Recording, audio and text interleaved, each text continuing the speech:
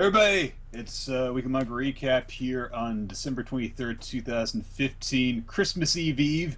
I'm Wyrot, and the dancing guy over there is Chris. I'm not dancing anymore, so now nobody knows who you're talking about. The formerly dancing guy over there is Rillo T. Chris, how is it doing, man? I'm a little bit ill, Nick. I didn't tell you before the show. I thought I'd sandbag you. I'm viciously ill. May not be able to do the podcast. So actually, I'm just coming in real quick. Have fun with Nick. I'm gonna go lay down in bed, and I don't turn my webcam off. I literally just lay down in my bed here and just sleep while you do the podcast. Occasionally, like turning my head over to be like, "You got that wrong," or just to make some gay joke or something like that, like balls. No, I actually am a little bit ill, and I feel like anytime I get sick, it's really like a snowball going down the hill. Like things just kind of get worse and worse from there. It's like I got sick, woke up late, had to catch a later bus. I'm like, all right, well this one I'm already going to be late for work, but at least this one will catch me in right when the last transfer bus would go over, so I can get in at a reasonable time. And like I get on the bus, I know I shouldn't be angry. It's like the holiday season, but like every delay humanly possible came up. And the one that got to me, that I really feel like a real shit about for being so angry, was a mother came on with her baby in like a stroller and took like 5 minutes to like, because the bus is packed, so like she's trying to like situate herself in the bus with her baby, and I'm just like, just fucking throw it out the window. I have to get down. I'm gonna miss the transfer. What are you doing? Why aren't you throwing your baby away to make up for the fact that I wasn't responsible enough this morning? Fuck you! Like I felt so due for everyone to stop inconveniencing me, and ultimately I missed that bus. Wasn't super late. It wasn't a great morning. But impatience is like the greatest of all like possible things that will infuriate a human being. Like, just like, needing to get somewhere and not being able to get there will make a person feel horrible, murderous thoughts. Or at least it does to me. Well, you're sadistic in that way. Nothing gets me riled up more than being stuck in traffic, honestly. Like, I just, like, people who have ridden with me have observed me just getting antsy in the car and stuff because I'm like just trying to get somewhere and I can't get there, and it's like I could just be doing something else with my time because you can't do anything when you're stuck in a car. Like, what do you do? I listen to podcasts, and then I'm like, it's like my usual routine, I guess. Like I'm listening to podcasts, something like that. Yeah, I got to be doing something though, even if it's like nothing like important. I just have to do something to like occupy my attention. Like flick quarters at your car at people or something like that. That's technically even that. Like it's like, take this, Matink. Like, ow, my baby's face. And you're like, haha, Nick strikes again. The quartermaster. Okay. Old-timey Nick flicks quarters at small innocent children. Yes. You're like, take this, Patink, and then you duck down underneath the window like they can't see you, like just occasionally peeking up. Take the false mustache off. Some awful cretin did that. Yeah. You like wait for your this used to be a thing my brother would do back in the day. I don't know if you remember, Nick. I was super fat for a while. I remember. When I was that big, I used to just wear a Giants jersey around everywhere. Like that was like, it was one of the few things that fit me. So Brandon Jacobs jersey, yeah. Brandon Jacobs, and eventually that got so fucking faded out and hideous, I had to switch to another one. It was like a real system for a while. And what my brother used to do is we used to like drive past people, and like if we'd see an attractive woman, he'd roll down the window and be like, "Nice tits, go Giants!" So they'd look into the car, and they'd just see me wearing the Giants jersey. I'd be like, no, it wasn't. I didn't know. Oh. That's amazing. That sounds like something that you would do to someone else. So yeah, man. Yeah, I know. I get it from my brother, and then we in turn got that from our dad. We're a whole family of shit stirrers, Nick. Oh man. But we're talking about manga, not Yes, yeah. We're gonna talk about manga full of people who, if you said, "Oh, I'm such an asshole," I embarrassed my brother by making it seem like he said things that I really said, they'd be like, whatever, and then they'd shoot you in the head. It's called Greenblood, which was suggested to us with the interesting note that it's a pseudo-Western The It manga. is. It is It's a pseudo western. it's set in like a post Civil War America. Uh, it starts off in New York, but it gradually kind of goes west as the well, I guess for you guys it's this way, whatever. Um, but it gradually goes west as the series progresses, and it centers on these two brothers, Brad and Luke Burns. And Brad is basically a hitman for a local gang at first, but the main story revolves around the fact that Brad and then later his brother Luke, they want to get revenge on their scumbag asshole of a father who is this murdering, robbing, sadistic gang leader psychopath. Basically, that's what the manga is centered on: is them trying to find their douchebag of a father and kill him. And the rest of it is essentially they go on this series of adventures that eventually lead them to that confrontation with their father, and they encounter various different types of foes that threaten them in some way or are harming someone that they want to help out in some way.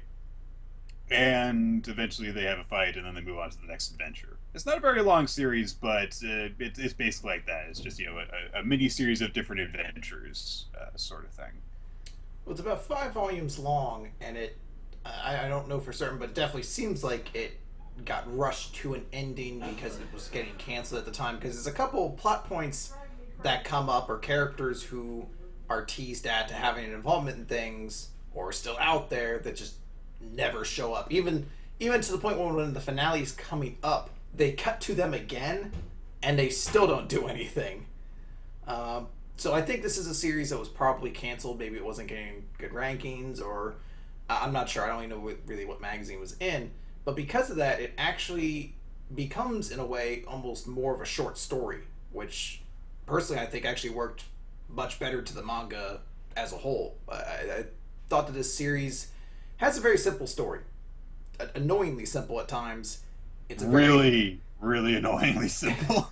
it's a blunt series, and there's almost no room for nuance or anything like that. Almost any time there would be like a complicated character, it is literally explained to us in the manga what they are, like what their personality is. Like a big thing is Brad. Brad's this hitman. Why is he a hitman? Well, we actually like have chapters where people explain to us why he is this way, going like verbatim to be like what defines him as his core character. Like it makes sense in context because it's basically his little brother trying to be like, who is he? Like, is he this killer, or what's the core of him? But like, for an example, there's a scene where like after he kills somebody, he has his hand and he cuts his hand. His hand's always bandaged. You'd be like, oh, I wonder why that is. And then like the next chapter, the prostitute he's with's like, you cut your hand because you want to feel pain. You want to punish yourself. And you're like, okay, you're just going to explain all this stuff. It's fine.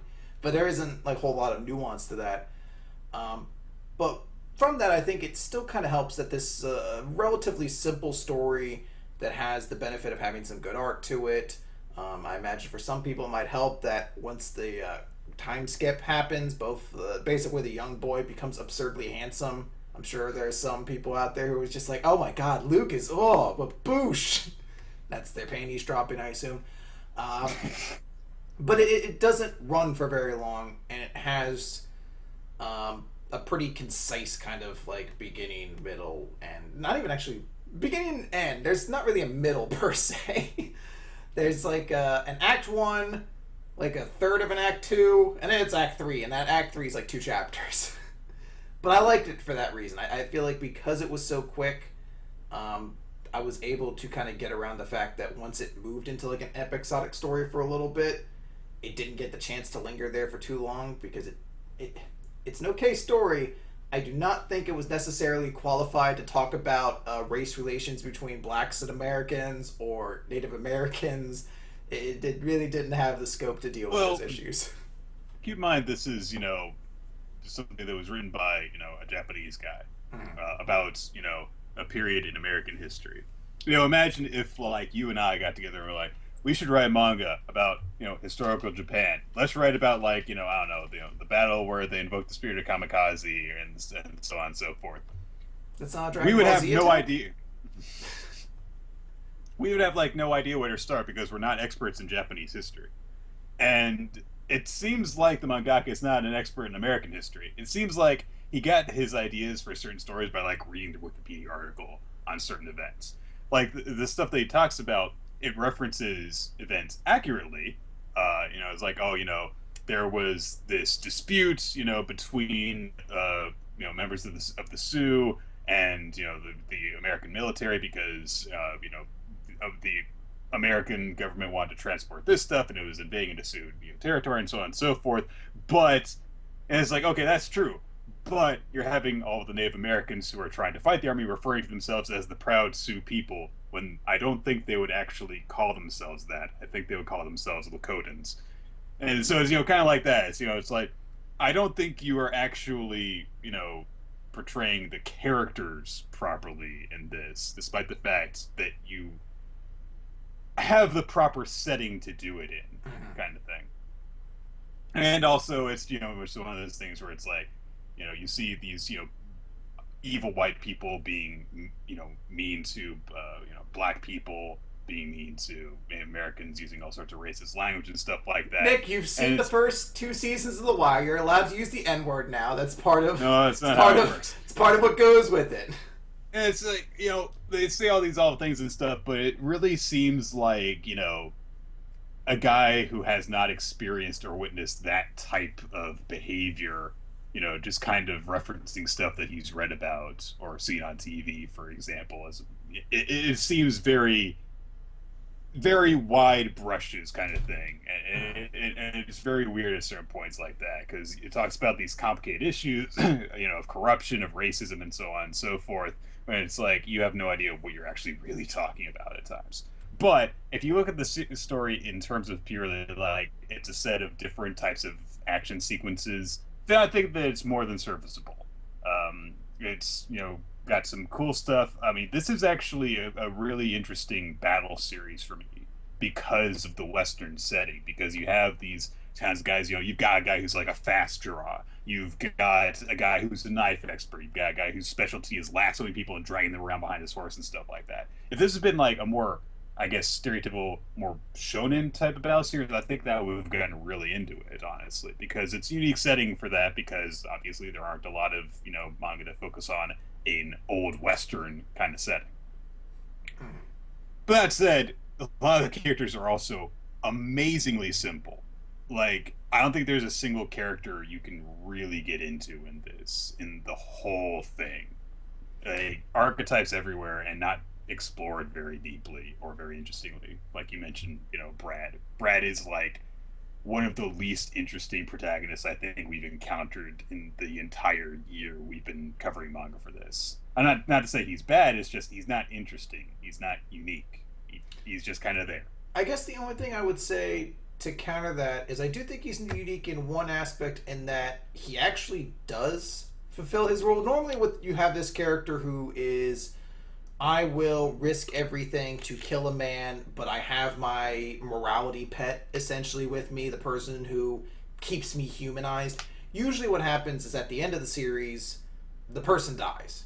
Either the morality pet dies and that person has to, go on their life in sadness, or the monster themselves dies and the morality pet gets to live on. This is one of the few times, technically spoilers, not that long of a series, I'm not too worried about it, where both of them survive at the end. And the implication is like, not only that, Brad actually had a long, happy life. And you're like, oh. It's implied that you live to be something like 60 or 70 years old. Which is pretty astonishing considering this was back in the 1800s to early 1900s. So that was a very long lifespan at that point in time. So yeah, it's just interesting to me that it didn't have to play. I've been watching a lot of Flash recently, Nick, and like the CW drama in me is just like, just fucking do it, stop being stupid. And this was one time where I was like, people being stupid in this manga, honestly. I was just happy that I was like, oh, for once it doesn't end with like this person be like, no, I've gone too far to the dark side. You can't ever love me, Luke. It's just like, oh no, my brother's still cool with this. You know what? I'm gonna fucking do this shit for my brother, and then they do it. I thought that was nice. That said, though, I felt that the finale of the series was just a complete, like, wet fart of an ending. Like, it comes very quickly and doesn't really have a whole lot of payoff to it. I'm actually trying to remember How exactly? He basically they get bombarded with cannonballs, and then it seems like Brad's dead, and then the dad's gonna kill Luke, and then I think Brad just comes Brad out and just comes shoots up him. and just kills him. Like he like I think he cuts him across the throat with his bayonet. Okay, it seems like there was probably more planned for this because it has one of those weird sort of things where it's like, oh, we've captured the villain, like we're bringing him into town to execute him, but clearly, like for the moment you see it, you're like, all right, this dude has a plan. I don't. It Mhm. doesn't seem like he really had much of a plan beyond like, well, I'll just escape being executed. My dudes will rob the bank and we'll leave. Like it seemed like there was gonna be something more grandiose in store for it. Well, his plan was Edward King is the name of their father, who is the head of like the most renowned gang in the country, and he's got this like $15,000 bounty on his head, which was huge back in that day, you know. Uh, so he allows himself to be captured by bounty hunters who actually work for him. They take him into like it's either Kansas City or St. Louis. I forget It's which. Kansas City because St. Louis is the first one. That's where the farm is, I believe. Okay. So he allows himself to be taken into Kansas City, and they put him in jail, and they're he's got a plan. He's sitting in his cell, he's all smirking and stuff. And the next day they take him out to the platform for him to be hanged until dead. And so it turns out this is all distracting because everyone's gathered to see the infamous outlaw be hanged and killed and stuff. Meanwhile, he's got his boys robbing the bank because no one is paying attention to it. And it's like, okay, that makes sense. So they rob the bank, and then he's like, I'm holding the whole town hostage. And he's got his sniper positioned away. The sniper shoots the rope, that stops him and stuff like that. And then somehow he kills all the police Yeah, like and the sheriff immediately. it's a lot of like doom and destruction going around very quickly, and then because there's not a lot of time to do things, it immediately is like the turnabout. Like Luke shows up and he's like, "I will stop you, Dad," and he's like, "Fuck you!" Shoots his son, and you're like, Well, "Oh, he's done for." Luke kills like all of his guys like immediately. Once upon a time in Mexico style, just bah, bah, bah, bah, bah. All of them are dead except for King and his sniper, Yes. because his sniper is far away, and also his group of basically pirates have commandeered this warship, which he's using to hold the entire town hostage. Where it's like, if you resist us, then they're going to start bombarding the town with cannonballs and stuff. Now, if he had opened with that by saying like, if the cops try and stop me, then I'm going to rain hellfire upon this town and stuff like that. That's fine. But he's gotten into this weird situation where he's killed all the cops. He's got like a congressman held at gunpoint. He's got a sniper, on a building. He's got all of his men are the ones with guns. Like his force is the only organized force in the entire town. And then he's like, also I have a warship over there. Seems like overkill. What more do you need? Well, the thing, and this is my biggest problem. I felt like the series would have been better as like a very short, simple revenge story. King, for whatever, I don't know if they ever state exactly what his reason is for killing Alicia Burns. Just he's an asshole. And what's the older Brad? Brad wants to kill him. If you go with Right. that as a story, Luke wants to eventually. That works. It's when they got into the smaller stories where it's like, oh, we need to find this farm and help them out there, and oh, hey, there's this African American rancher who is going to be accused of cattle rustling. We're going to help him out too, and oh, this Native American tribe is trying to make a big stand, against the Gatling gun. All those things also then serve the purpose of making Edward King this larger antagonist, these like bigger and bigger and bigger, until he's essentially like just too big for this world anymore. Like to make sense, because this is like 1800s, mid to late 1800s America, and this is a dude who's just has everything. He has a shit ton of money. He has a gang of like almost like battle shonen manga esque super specialized awesome people. He's got His hands. gang is really cool, by the way. He's got hands just everywhere across the country. Like he becomes so big, you're like, all right. Eventually, like there needs to be some united force trying to take this guy out. It's like having just like a criminal leader Like normally they don't walk around like that. He's just so big, and it starts to take away from the story because you're like, this has stopped being a revenge story so much, and it's almost becoming like a superhero story. And if it There's gets too literally a big, it's chapter. There's a just not gonna chapter work. dedicated just to building up Edward King, Mhm. where he just walks into a town. The sheriff of the town and his two deputies have guns trained on him. And so Edward King does this cool thing where he just points his hand like this and he goes bang, and the sheriff gets shot in the head because his sniper is in a nearby building, and then he waves his hand, he goes boom, and his bomber blows up the building behind him. And then, of course, while they're distracted by that, he shoots both of them in the head and stuff like that. So, like, this group of like four guys just completely destroys this town, and then just to drive it home, they kill a priest who comes to them saying, "What are you doing?" Just kill them too, and so on and so forth.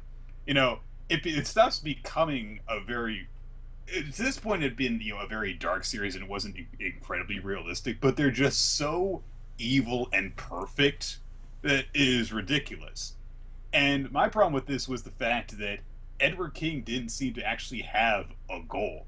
He literally his men agreed to literally just help out the army fighting the Sioux warriors just because, Mhm. so that they'll get paid a bunch of money and that they'll get to enjoy killing some Injuns, basically.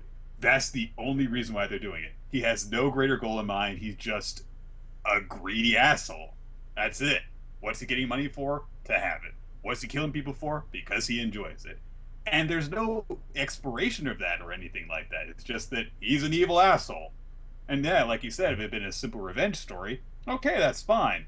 But why is he a larger than life figure? What makes him, somehow have that extraordinary capability and stuff like that? Nothing. He's just a guy. Yeah, he's just evil, and that eventually the explanation starts to fall apart and detract from the series. I like the series overall. It has a lot of points I think work in its favor. I think it has phenomenal art. I mean, it seriously has some really great visuals. It is a little bit of a gory series, but it's not gratuitously so. Like you're not going to see a bunch of torsos with like guts hanging out of it or anything. That's not like Gantz or something like that. But there is some blood to it and things like that. So if you're one of those people that want to avoid it, that's going to be a knock against you right there.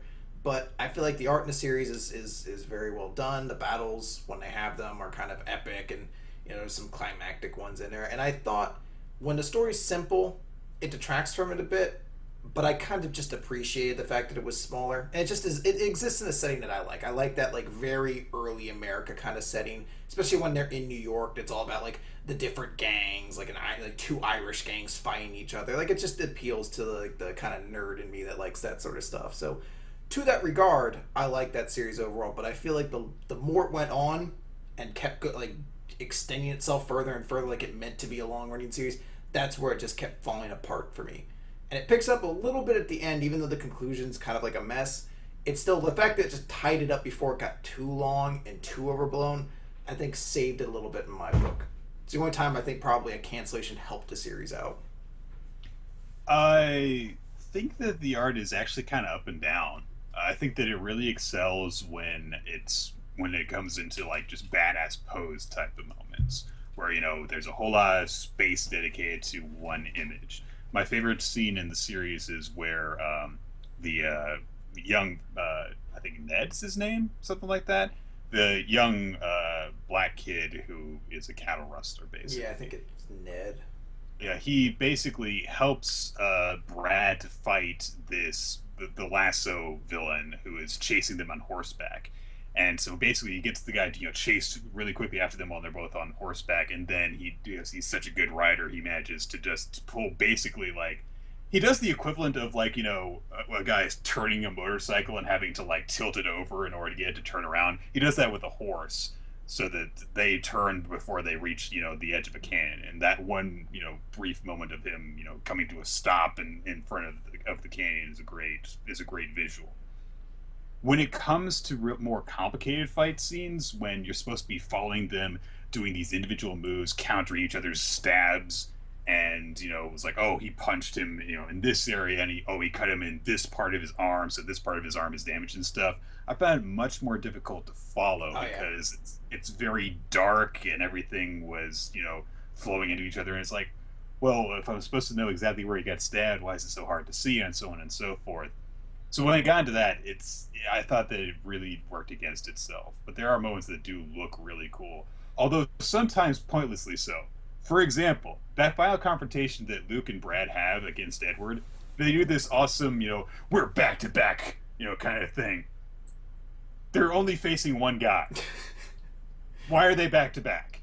It's stupid. It is rule of cool it a couple times. Like there's a fight very early on where he's fighting a mafia member from not mafia but a gang member from the rival gang, and like they're having like this big knife gunfight, and then just eventually the room catches fire so they can have like this flaming death fight, which is cool, but it doesn't add anything. I think that's what I maybe meant when I said the battle scenes. It's very cool and dynamic, but I agree it's hard to follow. Very much like mid 2000s, early 2010s action movies where you just see like a lot of like punching and hard cut, and you just kind of see a lot of things happening. You basically see a lot of like kind of slashes or like gunfire effects, and you can't really tell exactly what the following action or the motion of it all is.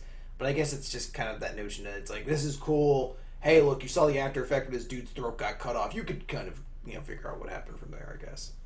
The series also operates on Hollywood rules of violence and injury, because during that same knife fight, Brad basically gets a kukri and just chops a guy's arm off. Just does it. Guns make people's bodies splatter blood everywhere. So you can gratuitously injure someone if they're not important, but then because Brad's the main character, he can also suffer from all sorts of bullet wounds and not have to have, his limb amputated or something like that. It's just like, just put bandages on. He'll be fine. Literally, there's a moment towards the end of the series where they're in Montana and he gets shot basically in the heart, like somewhere in the chest. He gets shot. So Luke takes him back to this barn where they've got this lady friend of theirs, and they heal him up there. He rests up for like a month after being in a coma. I looked up the distance from St. Louis to that Fort in Montana they were fighting at. It's 1,200 miles. He's doing like fucking Oregon Trail. He just skipped 7 locations. Grueling. Assume a grueling pace, or else you'll get dysentery. It's like Oregon Trail, but he found that warp pipe in the Mario game where he just passed over half the Midwest. So yeah, Brad just like travels 1,200 miles with a bullet wound in his chest, and he's fine. They got that and just warp, and they came up over there. So yeah, it is a very much just like if you like, just straight up action series, turn your brain off, watch these guys kill each other, and then it's the end of the fight, so of course he's not going to die, because he's not going to die from an old wound. That's not cool. They have to go and have their fight so he can, stab someone with his pistol bayonet. I do really like Brad's gun, by the way. It seems like a smaller yet not stupid version of I wanted to call him Liam Squallheart's name, because I think they call him in Kingdom Hearts, but Squall Lionheart? Is that his name? Lionheart, yeah. Something like that. Well, because, it is basically just a pistol with a bayonet on it, although it does work. But for some reason, making it far smaller more effectively than it should be. Makes it seem so much less goofy. So yeah, I mean, it's a series that it's like it's not long to read through. It's got some fun moments in it. It has some cool moments in it. It is a stupid series though. It's an underdeveloped story. The characters are fairly cookie cutter. It's a lot of it doesn't make sense. In terms of like just straight up, read it, have a bunch of fun. Can't really go wrong with it because it'll take you only really a couple of days to get through it. So.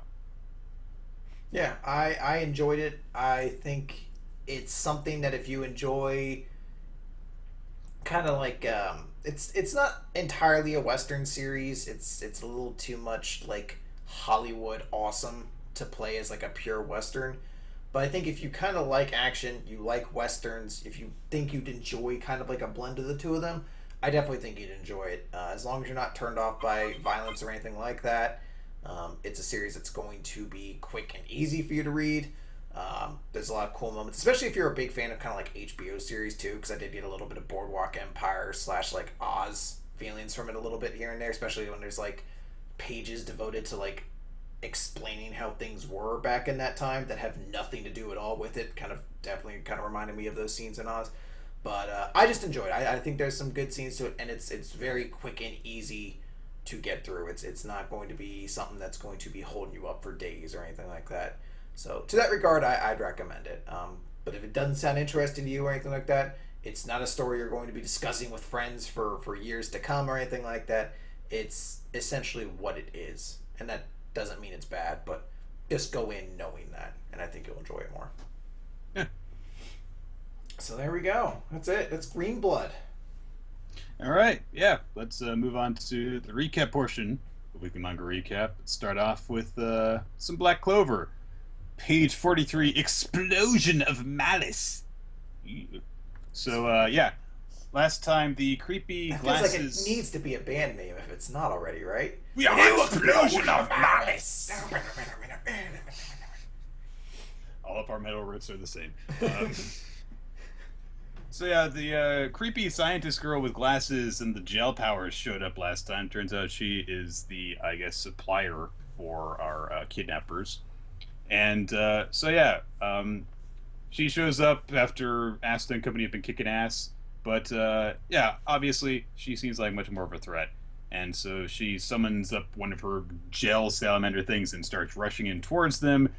Gauche tries to summon this kind of web of lasers with his mirror powers, but her Salaman thing just absorbs it all and refracts it all, and she's fine. So then she launches an attack towards Asta, and the attack bends around his cleaver so that it will actually reach him, and she pins him down and proceeds to do creepy stuff. It is creepy. Now, here's the thing, guys. I know a lot of people were saying, like, oh, she's like a Mayuri. She's not like a Mayuri. She's of a different kind of creepy. This is the kind that makes you have to introduce yourself to your neighbors when you move into a new neighborhood. Yeah, really. Because, like, she pins him down and starts licking him.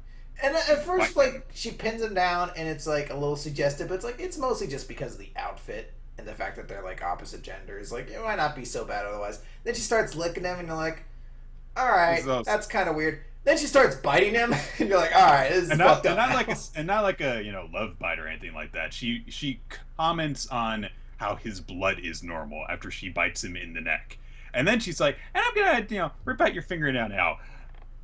Okay. This is like psychotic ex-girlfriend kind of crazy. Like, I'm just going to start taking things from you so I can make a mannequin of you in my room or something like that.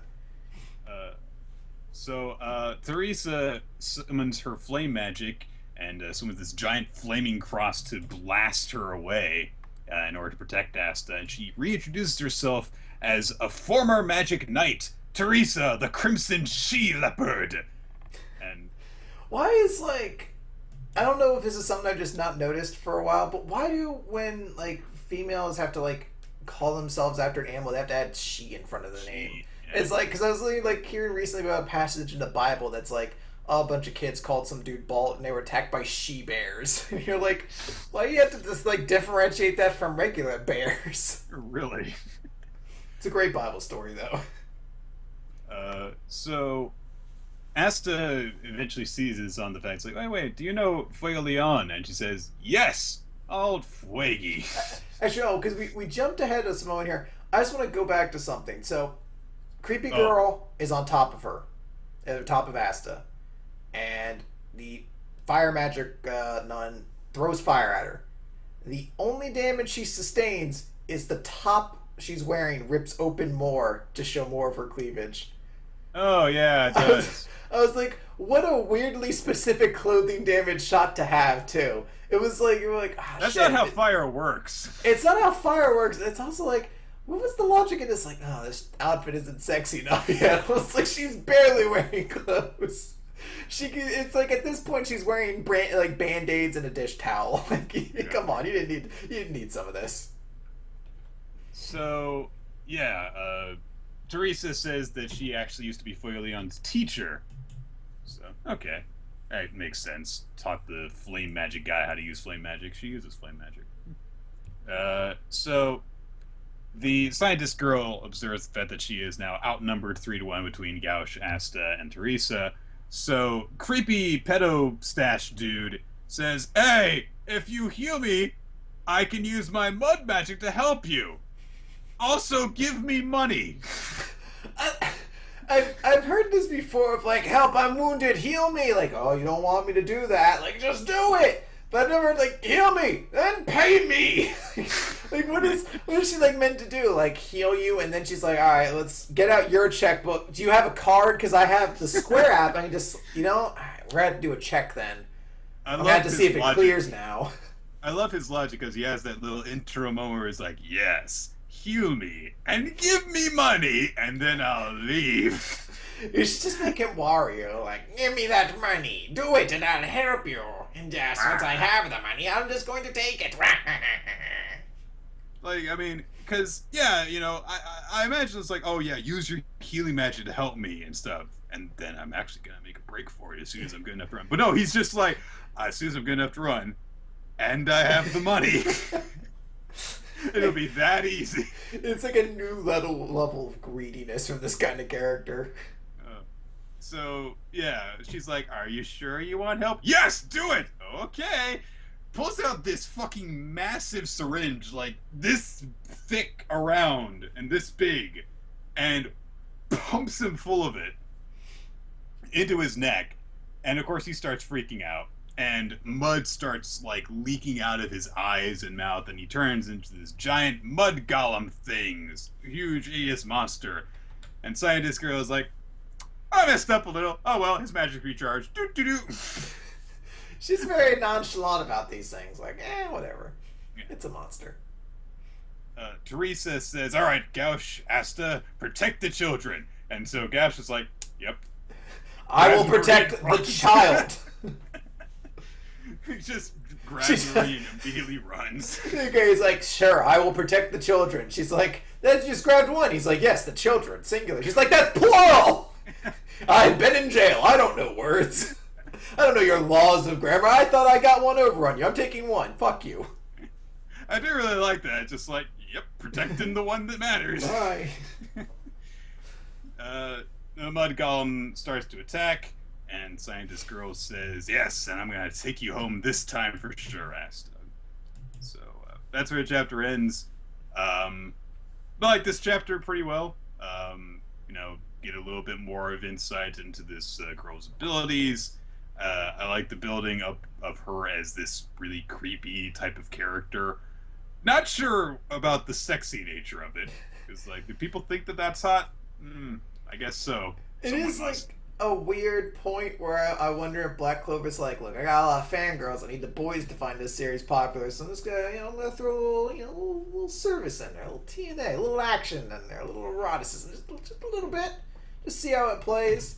Because I can't fathom any other reason to be like, oh, I was attacked by fire. But luckily, only the top of my shirt came open and exposed cleavage. That's all that happened. Maybe that's the same logic behind why so many girls are obsessed with Asta now. Maybe he's trying to aim for that harem angle because harem series are popular with guys almost exclusively. Well, Nick, I mean, there's only Noelle and the other girl. Mimosa and Rebecca. Rebecca's not going to be an important character, Nick. She's not going to be important. I'm not sure if you remembered to do that last week. Yeah.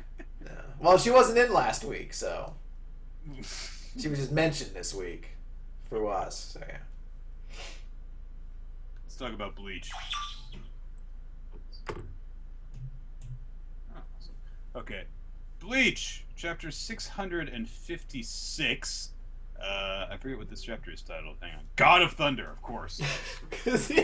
I like that we've essentially reached the point now where this character was, like we jokingly said, like he's Thor, but you're like, well, he's not acting. Like, he just looks like kind of like that Thor figure. And then this chapter's title comes out, and you're like, he hasn't even done anything with like electricity. And then it turns out it doesn't apply to him at all. But it's kind of like, how do you design a character like Thor and then have a series? Like I did an event on the One Piece forum we did earlier this year, and I made like 4 pirate captains, and one of them, it came out when like Age of Ultron was coming out, so I purposely made one exactly like Thor, kind of like to tie in with that. So his name was like Roth, like just an anagram of Thor, and he had like a hammer, and he talked like old fucking Viking style. And I was like, even that character, who is intended to be Thor, feels like he's less of a Thor XP than this dude. But he's, for some reason, the stuff that should make this character Thor just don't seem to exist. Like, he doesn't talk, like, he has the look of a Viking, doesn't talk like him very much. Fucking is called, like, the title's called the God of Thunder, hasn't shown any thunder related abilities yet. It's close though. I feel like we're gonna get it. Maybe. I'm not sure. So, of course, last time, yeah, Gerard Valkyrie went real all huge and big and just kind of stepped on the people fighting him, and now he's just kind of La la la la la la la. being huge. Today is a good day to get some honey. That's right. He's Winnie the Pooh. So, Askin Lavar kind of looks in the horizon and is like, "Oh, he's used his shrift. All right then. Oh, okay." And he just starts talking. This is maybe my favorite. This might beat Chad being like, "You don't feel that way." Like, yeah, of course you're right. This might be my favorite moment because he fucking monologues to somebody. He goes on for 4 pages. Like, explain intricate details. I got to like the 3rd page of this and I was like, I swear to God, this is the stupidest thing. Unless he has someone next to him who is either dead or unconscious, who he can't reply to, that he's talking to instead of just talking to himself. And it turns out that's the case, which made me go, okay, good job, Kubo. It is a fantastic example of Kubo dialogue. Because it is a motherfucking, like, info. Like, it's a Wikipedia page. He's essentially reading to nobody. Like, even so, like, he's explaining things to, like, no one cares about this. You would never need to explain this level of detail to someone who you are planning on killing. Like, it's like he's talking to... I mean, this is worse than actual, like, exposition to nobody. This is Bond villain monologue. It's ridiculous. It's like, why are you telling him this?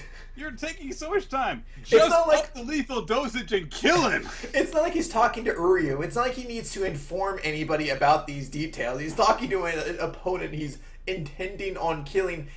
Somebody already assumes he's going to kill.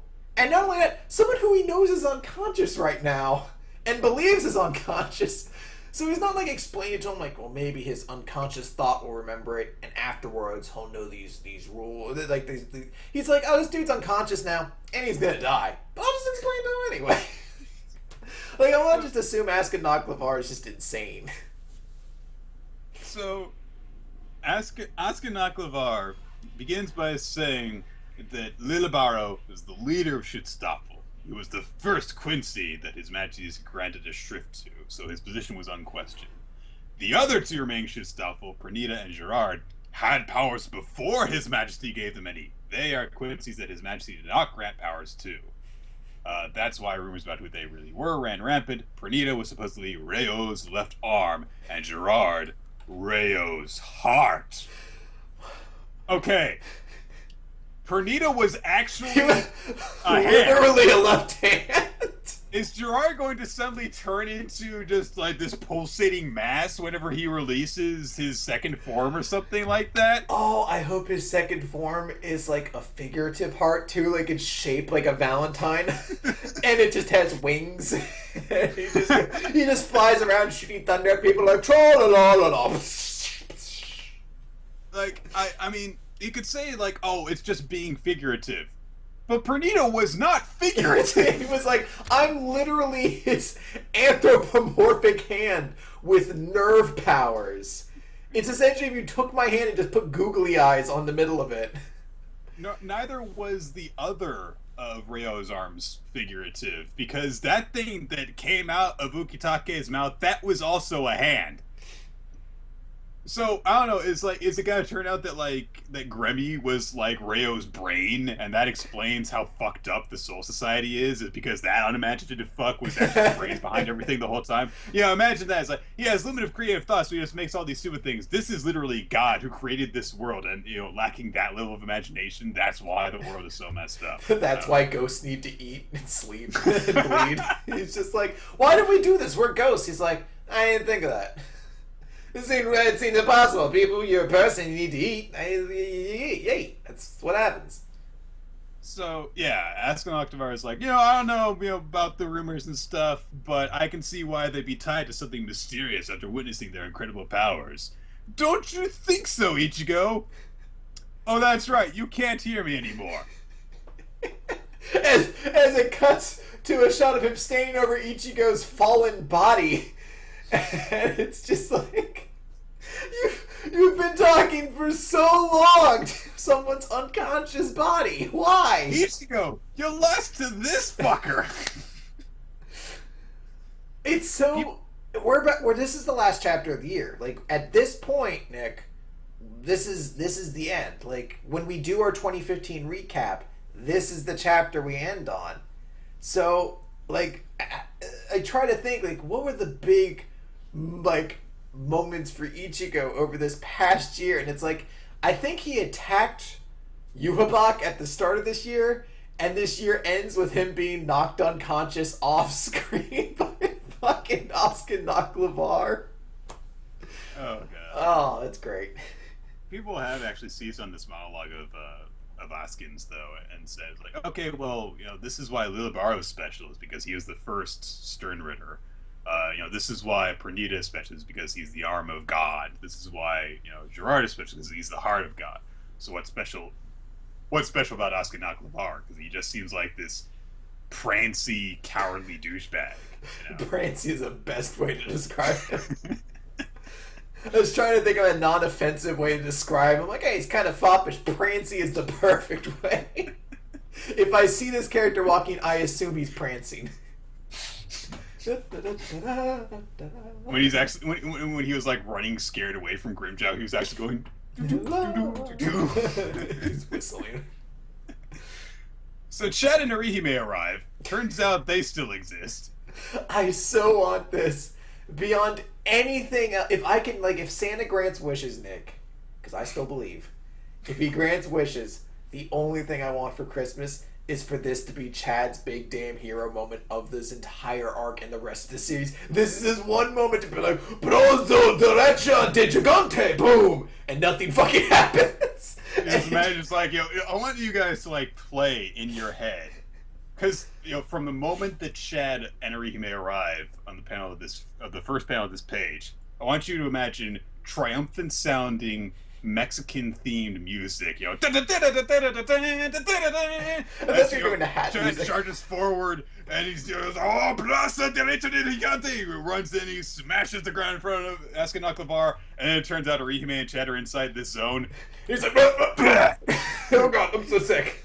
Like, oh my god, you're so lame, Chad. What happened? Like the mariachi band that was behind him, something just goes. They're like. And so yeah, he's just asking, just like, yeah, see, you stepped into this zone where I made this not quite fatal area of poison and lowered your tolerance to whatever. And I'm just like, I just decided to make you weak to reishi because the entire world here is made of reishi. So fuck you guys. And he's like, yeah, I won't kill you yet, but it will eventually. I have to eat what I inject you with to kill you, and I'm so full right now. So like, can you just sit there and slowly die for a little bit until I get my appetite back?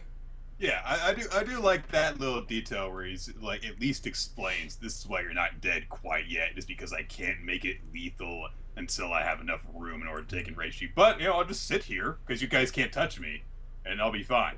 It's not a bad plan for working with implementations of his powers, but why he isn't actually releasing and just shooting them in the head as he tries to do immediately, I guess is because he's just an asshole. Well, he notes that he's not. He definitely isn't somebody who enjoys brutality, because he notes this. We've known this kind of before, and it's kind of reiterated here when Yoruichi shows up.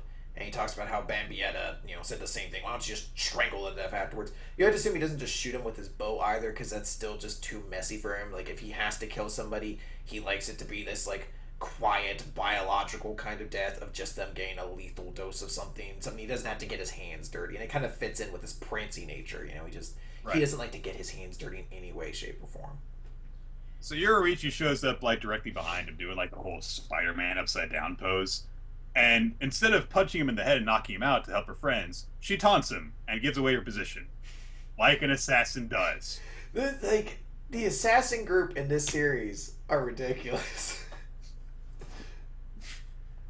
I'm the second in command of the assassin group, which is why my Shikai is a giant ball and chain. Assassinate! Boom, boom. This is what he shouts. I want an entire series of nothing but Omaeda go. It's like One Punch Man. Assassinating targets by going assassinate. It's like a businessman at the bus stop. He's got like a newspaper. He's like, and you just see Onodera fucking Omaeda show up from the side, and he's just like, assassinate! I want Onodera to be his partner too. Like he's like, assassinate! Crushes the guy with a mace. Like his body just explodes everywhere. Oh no, Mr. Omaeda, you killed that person. Oh well, have some sweets. You're terrible at making sweets, Onodera. Like it's just like when are you gonna confess to that Raku guy? He screams assassinate, crushes a man in the most un-assassiny way possible, and her sole line every single time is just, oh my! Like that's like her response. And then it's just the next adventure, which is just the same thing, just in more ridiculous situations, to the point that, like, we need you to assassinate this Russian terrorist. He's escaped onto the space station. And you see the dude flying in space, and he's like, good, my plan has come to fruition. Assassinate! And just Onodera in a spacesuit. Batman emerges wearing this astronaut suit that doesn't quite fit him. Go, assassinate!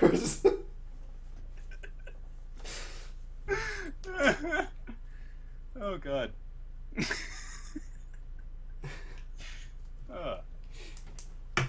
So they start to fight, Asuka Nakamura and Yoruichi.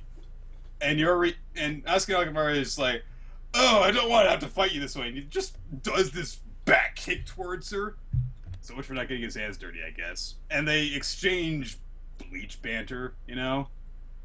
And he says, you know, I don't want... I feel like we need to give him a voice, and he has a line here that I feel like has defined his voice, because he says at a point, could you be any more insensitive?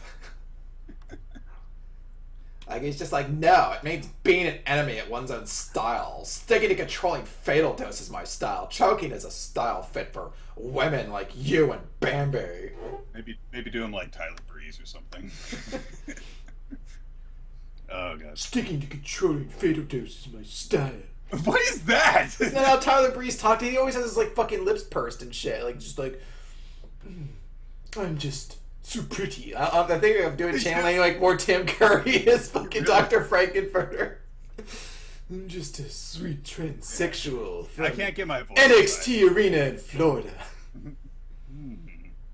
So, Yoruichi starts unleashing her, you know, Shunko thing, summoning these wings of lightning sort of from her back. Remember, that's why they don't wear backs on their suits, Nick. Because right, the jets from there. Because otherwise it would tear their clothes up. Yes. Which would be silly. So, yeah, Asin says, oh yeah, you and Babi are both beautiful, but a woman's worth is not her face. It's whether she's stylish or not! God, he's so prancy. He does have a cool Quincy bow, I think, because it's this thing that's like bound up around his wrist, and then it kind of unfolds like I don't know, kind of like one of those bands of plastic kind of things. They're act like a spring, and also it shoots 2 arrows at once, which is always cool. But Yoruichi just kind of charges in, grabs one of the arrows, and throws it back at him, because apparently you can do that with Reishi, I guess. And hits him in the shoulder, and she says, all right, look, we're in a rush, so I'm just gonna, beat you down, and we'll kind of go on our way. And she unleashes Shunko Raijin Senkei, God of Thunder battle form, which is where the God of Thunder actually comes from in this title. Aww. I wanted Gerard to, like, next chapter be like, Mjolnir to me! And she just summoned this giant column of electricity to blast Asuka Nakamura, and that's where the chapter ends, presumably. Is he dead, Nick? Is Asuka Nakamura dead? That blast of lightning actually killed Unohana, and she's never coming back. Oh. Sad. She came back, but died in the blast. He's like, I'm fine, actually. She's like, everybody, I'm here.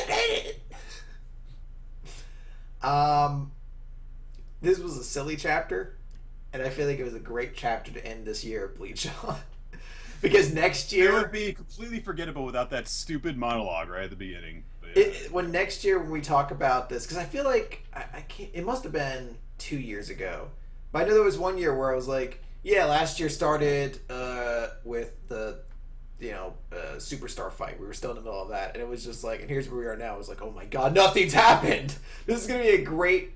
Honestly, I was willing to guess that Master Masculine happened at the beginning of this year. Yeah, I had to stop. I was like, I think he was the year before that, right? We've got to be past that. But yeah, this year, essentially, not a whole lot happened, and I want next year to just be the same thing. Like, yeah, Nick, remember last year we started with this Askenok Lavar reveal? Oh, God. It's just stupid. Want to hit Fairy Tail? Yeah, I'll hit Fairy Tail. They're right there. Now, Fairy Tail, chapter 466, Assassin. Speaking of assassins, Nick. Speaking of assassinate. So last time, Natsu's big plan didn't work out. He could have, but instead of letting him finish the job, friend Happy didn't want him to basically kill himself in the process, leaving Zeref still alive. So Zeref speaks to his evil glasses dude, and he's basically like, nah, we keep marching. We're taking down Fairy Tail. Get me new clothes, something befitting of an emperor. I don't know exactly what that means. I guess a crown. He's wearing kind of cool clothes already. I don't know what he's going to show up. He's just going to show up naked the next time. He's like, what? The emperor's new clothes. Come on. Yeah, he's naked in that. I'm like, ew. This is gross. We get a little small scene of Natsu kind of at like this tranquil forest pond with Happy. And Happy basically kind of just says, like, you and me are always going to be friends. And they hug. Essentially, it's like Ash talking to Pikachu for a moment. Where you're just like, I feel like that song's going to play like, you don't have to say... The time has come. Do-do-do-do. We then cut away to... I forget her name. Every time I forget her name. Female member of the Spriggan 12 who's Brandish. not Brandish. But it's not Brandish. This Brandish, like Sigma or something? No, Brandish is the shrinking girl. I Oh, forget. the other one female is... member. I don't know. I don't remember her name either, I admit. I'm blanking on her name. But anyway, she's in town talking about how it's like, oh, can't believe, this town's pretty sweet. I want to, Brandish us here. And, oh, just thinking about her humiliation makes my mouth water, which is kind of creepy, but I guess it works because they're just like, they're chicks who hate each other. So, women, Nick. Always talking about how they hate each other. I've always said that all women hate each other, JR. I just become king. I'm just like, Nick, what happens? Do you think, what I wouldn't give to be that shirt, barely holding together those big breasts. Woo! I've got 90s king words. Like, you couldn't even hide behind, like, oh, it's a PG thing. I can't just be like, oh, I'm gonna bang her pussy. Like, oh, king.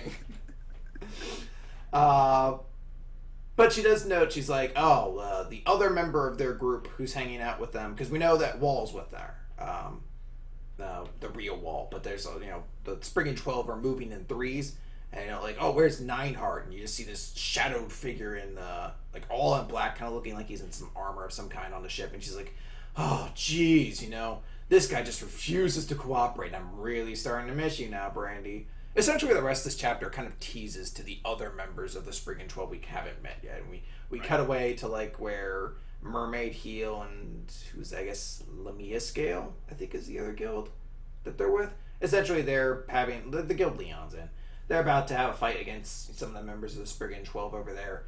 And they cut away to the forest, and we see Yokino, I think it is her name. Yeah, Yukino, basically the Spirit Stellar Mage of Sabretooth. She only has one key, who the fuck cares? Sees the God of Death of the Spriggan 12, Bradman. Bradman. Not two separate words, Bradman, but it just, the way you read it, I can't separate it from being Bradman.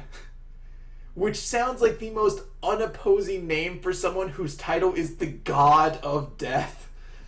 Like it shouldn't be on there because like he looks insanely awesome too. By the way, mm-hmm.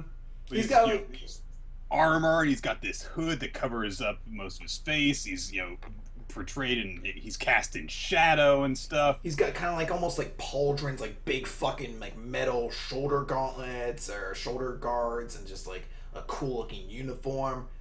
But his name's Bradman.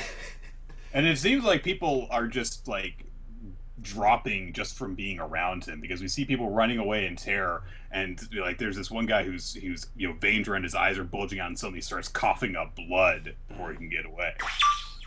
It's very interesting. Yeah, I mean it's cool, but yeah, Bradman. I would definitely have picked a different name than Bradman. Maybe we find out like, no, my name is Lucifer Bradman, but they just call me Bradman. Like I would have definitely strongly urged Lucifer to be my name. And then we cut away to Eastern Fiore, where the three wizard saints, I think it was three, maybe it's four, I guess it's three, I don't know. They run up against basically the super strong members of the Spriggan 12 over there, and they introduce us to the character who is essentially the reason for the title of this, Jacob Lesio, who is a genius in the art of magical assassination. And he basically just shits on Jura. He's like, nice hair. And he smiles. Like, He has a very weird look. He has a very, like, oval-shaped head with, like, a crappily drawn scar tattoo. Like, a skull tattoo on his head. It's an interesting look. And it's also strange that this is the title of the chapter. I guess it also applies more to kind of what happens next, but it feels like it's applying to this more. I don't know if I consider what happens next in Assassination. Anyway, though, we cut to the actual guild. Brandish is in her cell, and Marin, that's his name. Marin shows up, the guy who's always with Brandish, who graded women about whether or not they pass, essentially. Brandish is like, oh, great, you're here. Take these off. This guild's gonna just get torn apart. What a great pet you are. And Marin starts choking her, and he kind of just goes crazy. He's like, you've been treating me like a slave, and that's why I decided you fail. You get a failing greed.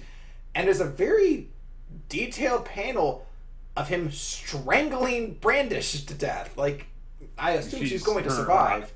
Her eyes are tearing up, drool's coming out of her mouth. It looks like, and she's, basically trying to gasp for breath and stuff. So amazingly, despite Black Clover's best efforts, Fairy Tail still has the creepiest scene this week in manga. It is if it weren't so detailed, it wouldn't bother me. It's also kind of strange because, I kind of grasped over time that maybe Hiro has some kind of BDSM fetish, because there's a lot of that popping up now and then. And this scene kind of has a little bit of it too. But then she starts strangling, or getting strangled. I'm like, I hope this wasn't meant to be sexy. Because, yeah. It's terrifying. I'm like, holy shit. Some people do have an asphyxiation fetish, so I don't know. I mean, maybe it was, but it is. He's like, I gotta get every dollar I can. I'll hit every fetish. Next week is grandma diapers. I'm like, that seems like a small window. It's like there's an entire website for hot women whose cars are stuck in mud. There's a market for this. That's such a weird thing. But yeah, that's essentially the chapter. That's where it ends on. Next chapter is called Mother's Key. Seems like an important chapter, but it's a weird chapter. I kind of like some of the teases we get to some of these guys. I mean, I joked about Bradman's name, but he seems like he's a cool character. I kind of like the dude on the ship who's just kind of cloaked in shadows. He's like, fuck you, I'm not getting out of here. I'm just going to be uncooperative. Seems like they're interesting characters. I don't know so much about the guy of magical assassination. It seems like he has an interesting power, but the design's kind of off. But Fairy Tail has those from time to time. And the end here, where Marin starts trying to kill her, is kind of interesting at the very least. Grim in a way, but something about the chapter just didn't click with me. I guess it just feels like there's a lot going on, yet at the same time nothing's really going on. I guess I'm kind of more interested in seeing the fallout of Natsu's actions than necessarily getting introduced to all the Spriggan 12 side members we haven't met yet. But That's not a knock against the chapter. It's still a good chapter. I mean, I do like the beginning of the chapter where it shows, the fallout of that, of Happy carrying Natsu away. Because, Natsu's upset at first, but, it's like, well, Happy was right. Yeah. And also I like the bit where Zareth is like, well, that was the last thing that could kill me. And so it's time for me to, basically just stop holding back and hoping for someone to kill me. I'm You just see him gonna. just reach out, turn on a record player, and starts playing Cool in the Gang. Celebrate good day. Just like slowly walking forward, just joyless and emotionless. I also like that brief little moment where he's standing there, he's all beat up and shitty, and then the very next panel, all the damage is suddenly healed. Yeah. Because, like, yeah, wow, yeah, if that really was Natsu's best shot, he probably could have done it, but, that now that he stopped, he's immediately better because he is super immortal and evil and stuff. So, It was very. but yeah, it was an alright chapter. The creepiness of the asphyxiation scene aside, I do like that we're getting to know more of the members of the Spriggan better, because if this is actually going to be a big deal as opposed to all the Spriggan 12 are dead after their first fights and stuff. And it seems as if we're actually past that point. It seems like they've managed to take one out, and it seems like Brandish, despite being captured, is going to continue to play a role in the story. Then I'm glad that we're getting introduced to these guys, and now so that they can get built up. So it's an important chapter to have. Okay, let's move on to Food Wars, Shokugeki no Soma, Triumphant Return, chapter 148. So we start off at the Polaris dorm, where it's some of Azon's goons have finally managed to break through one of the windows of the dorm, and so everyone in the dorm goes to react, but suddenly they realize that they've stopped. They aren't actually trying to get inside the dorm because they've been contacted and have been basically, told to, pull back because Azon lost. And so, yeah, everyone who was at the dorm, finally manages to look on the screen where the Shokugeki's being broadcast, and they see that Soma has won. And Soma is still standing triumphantly over Azon, who is sitting on the floor like a goon. And so, yeah. Oh, you hosed me. Oh, how dare you? And so everyone's reacting is like, oh my god, Soma won, and so on and so forth. And Azon is reacting, just contemplating his defeat, and he's like, no, this can't be happening. The revolution was complete. I even made an example out of some fool. It was supposed to have worked, but then Yukihira came along and threw a wrench into the works. I love doing that voice. I want Azon to stick around forever. So I love this moment that someone has where he's just like, hey, I just beat the council's 9th seat. Does that mean I'm on the council of 10 now? The judge is like, no, you idiot. No, the seat wasn't on the line, so no, you don't think of it as the council of 10 as being so trivial, and so on and so forth. But then someone takes a moment to kind of dress them down, saying, I hope you've learned how dumb it is to rig matches. You can never tell how much better any dish is over another until you put them side by side and taste them. That wasn't the point, Soma, and you know it. And then Soma turns on Azon, and he says something that I was hoping that we would get, where he says, you didn't take any time to prepare for this or to practice, which means I haven't gotten a chance to see your specialty yet. So next time, let's have a proper Shokugeki where we both prepare and give it our all. So He puts his glasses back on. Azon is like, all right, we're done here, yeah. I'm glad that it's not like, well, Azon's been defeated, he'll never show up again. It's like, no, Azon. Azon throws his head in the oven afterwards. Like, wow, this got really dark. No one's commenting on the fact he just murdered himself. He just fucking committed suicide with the camera still rolling.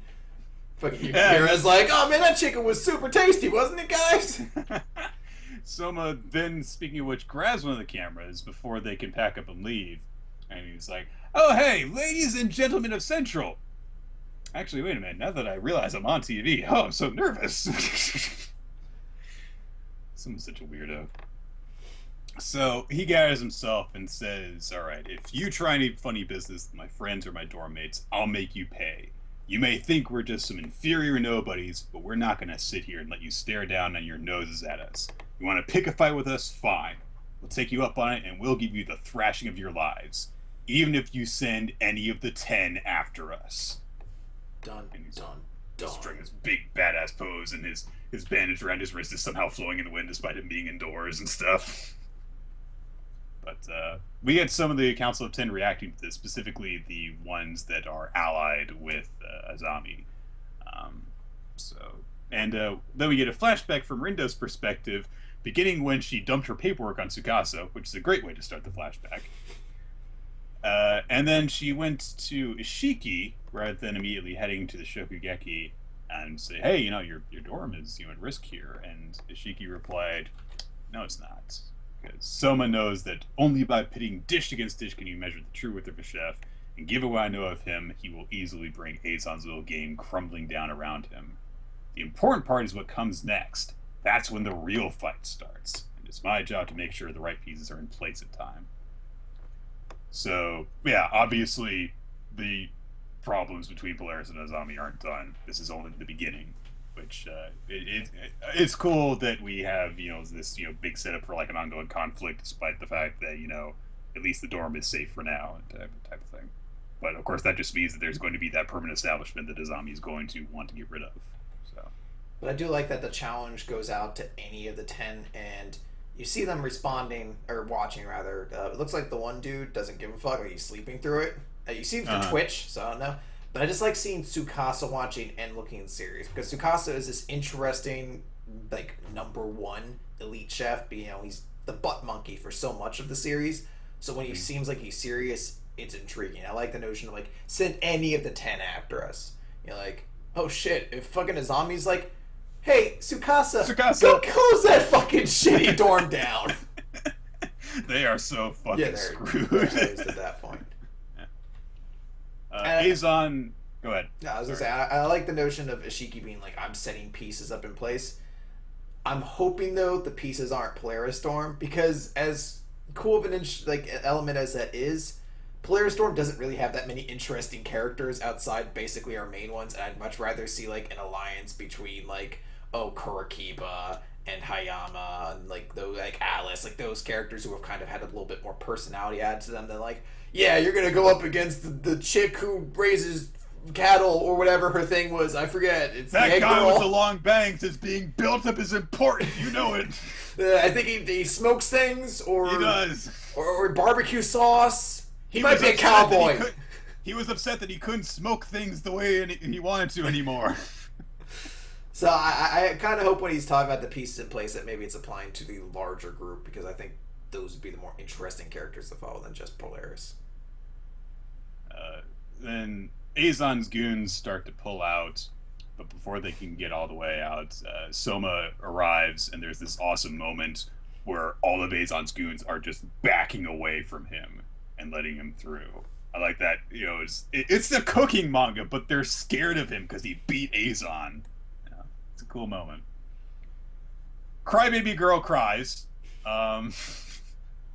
This is like her one role in the series, is to cry and be emotional. She hasn't done anything else. I know she's like in the montages where it's like, oh, the people of Polaris, made it through and stuff, but she never does anything important. We've seen her cook like 2 or 3 things, I swear. That's why I don't remember her name.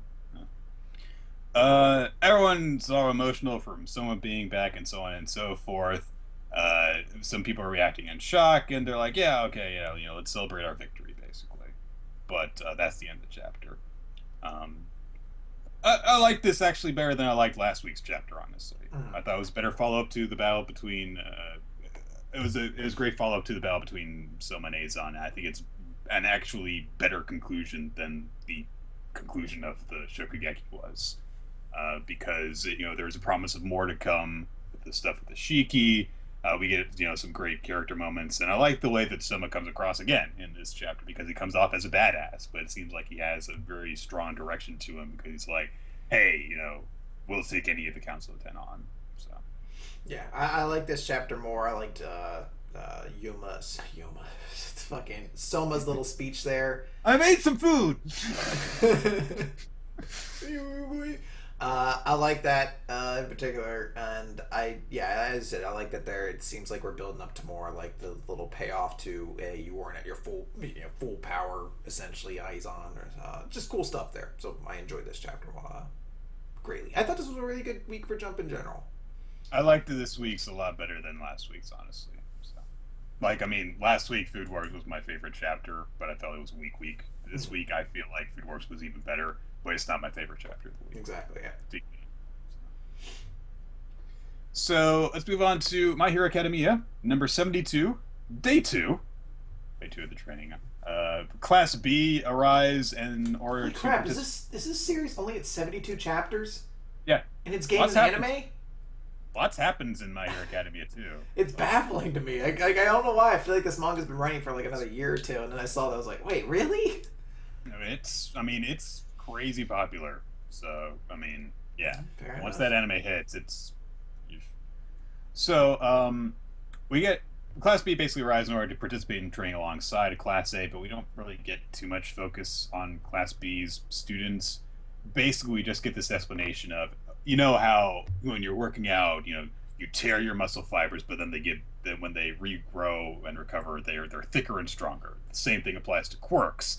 So, if you have an upper limit on how much you can use your quirk, you work up to that limit so then the next time you'll be able to use it more. If you have, if there is a certain amount your quirk can do, then you push yourself to the limit so the next time you can do more, and so on and so forth. And we basically just get this montage of the class training, and it's a really weird sight to behold, because of how weird some of their quirks are. So you've got Mineta, and of course his limitation is that if he starts to pull too many globs out of his head, then he starts to bleed. And he's just got this little heel of globs in front of him, and he's bleeding, looking miserable from his head. That's terrifying, by the way.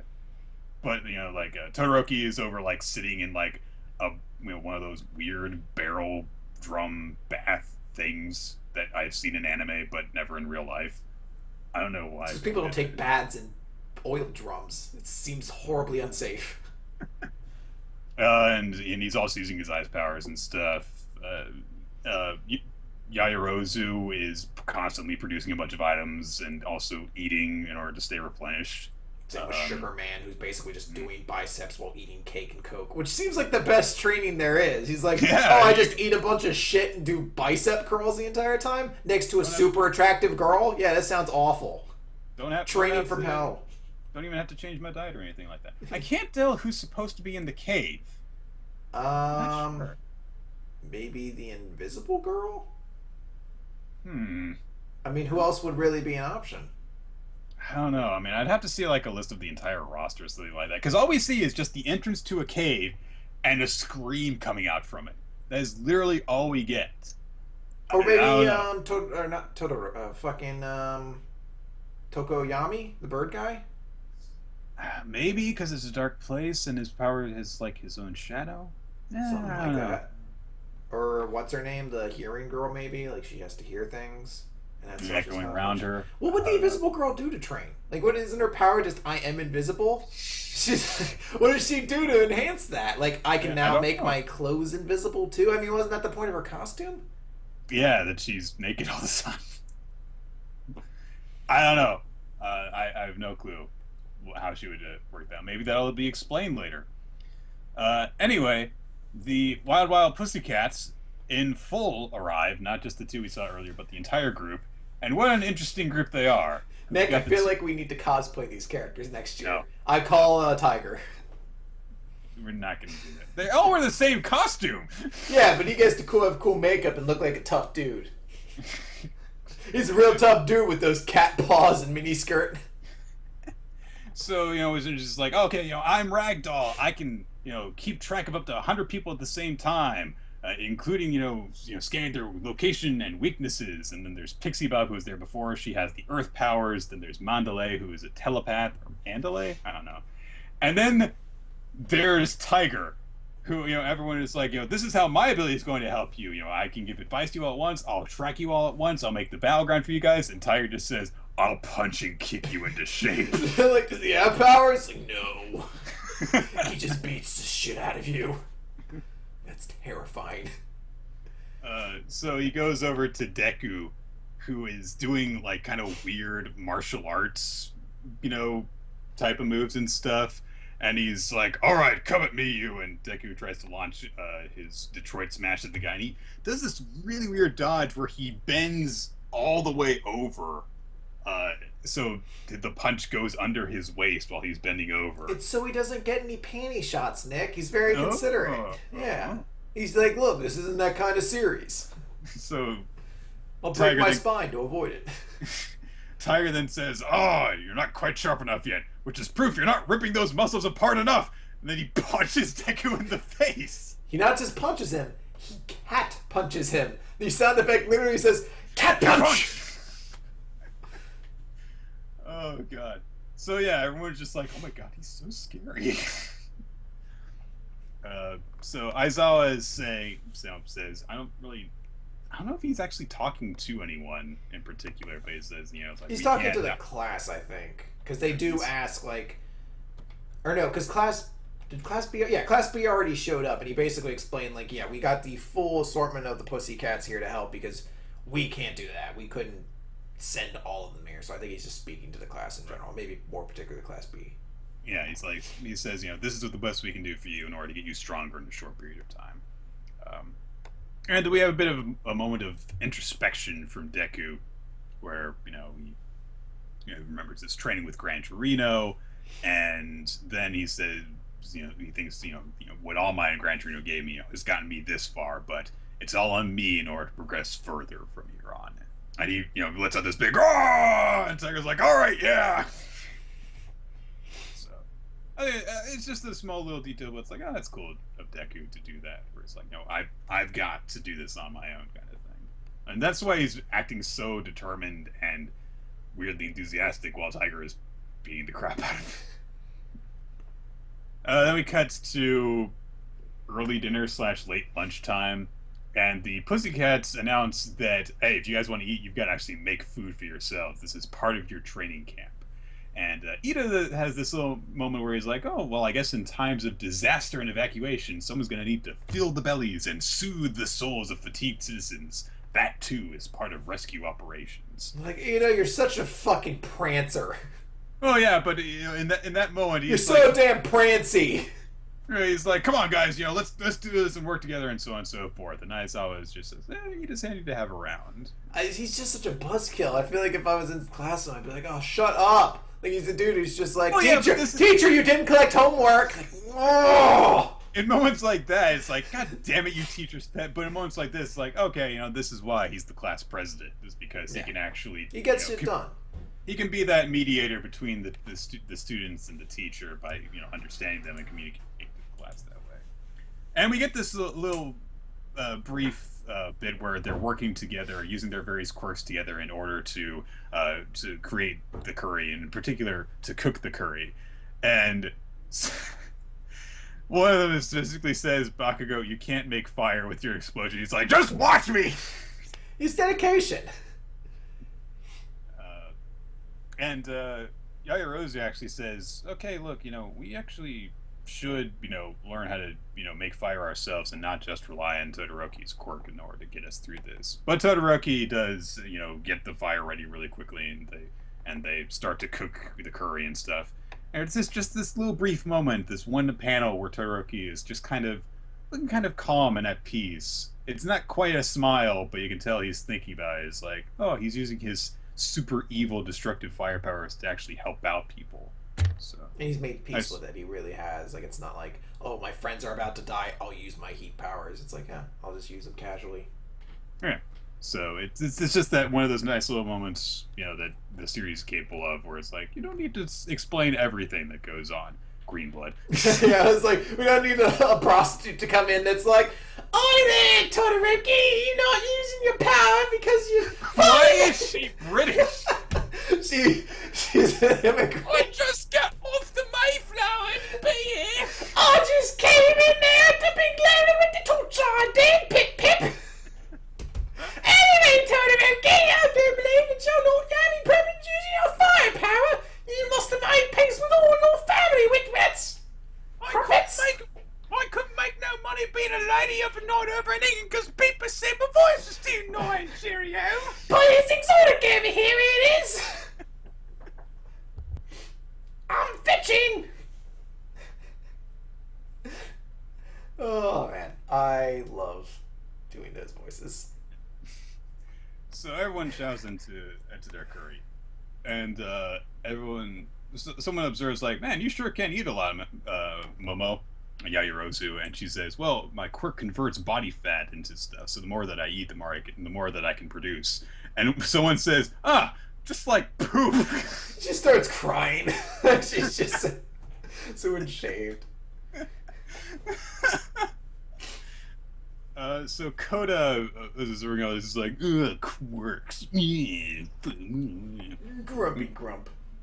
goes up on his own. He goes up to basically his secret clubhouse up on a cliff nearby.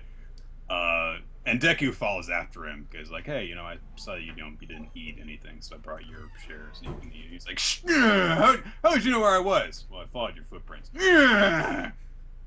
So he's upset that because he doesn't want to talk with Deku. He doesn't want to talk with any of the students with quirks and stuff. And he's like, go away from my secret base. It's not very secret considering the company he keeps. It's also a cliffside too. Considering he hangs out with a mountain rescue team, one of them is psychic, the other can keep track of 100 people at once and determine their locations. I'm pretty sure it's not so secret to them. So, Deku, starts asking about, his parents. He's like, was one of them, water hose, the hero with the water quirk? And he's like, what, did Mandalay tell you about this? He's like, it just kind of, happened. Sorry. Poor Deku can't even have, like, the dominant role in a conversation with a 10-year-old. Oh my god, I feel like this needs to somehow happen in the next World Trigger fan fiction because it's such a lame thing. Like, oh wow, like a child is fucking dominating me in this conversation. Yeah. Like, I'm sorry. He's a child. Coda goes on complaining for a while. And he's like, oh, you call yourselves heroes and villains, but you're just going around killing each other like idiots. You're just doing this to show off and so on and so forth. And Deku says, a friend of mine, he didn't inherit any quirks from his parents. Oh, my friend. Oh, come on, Deku.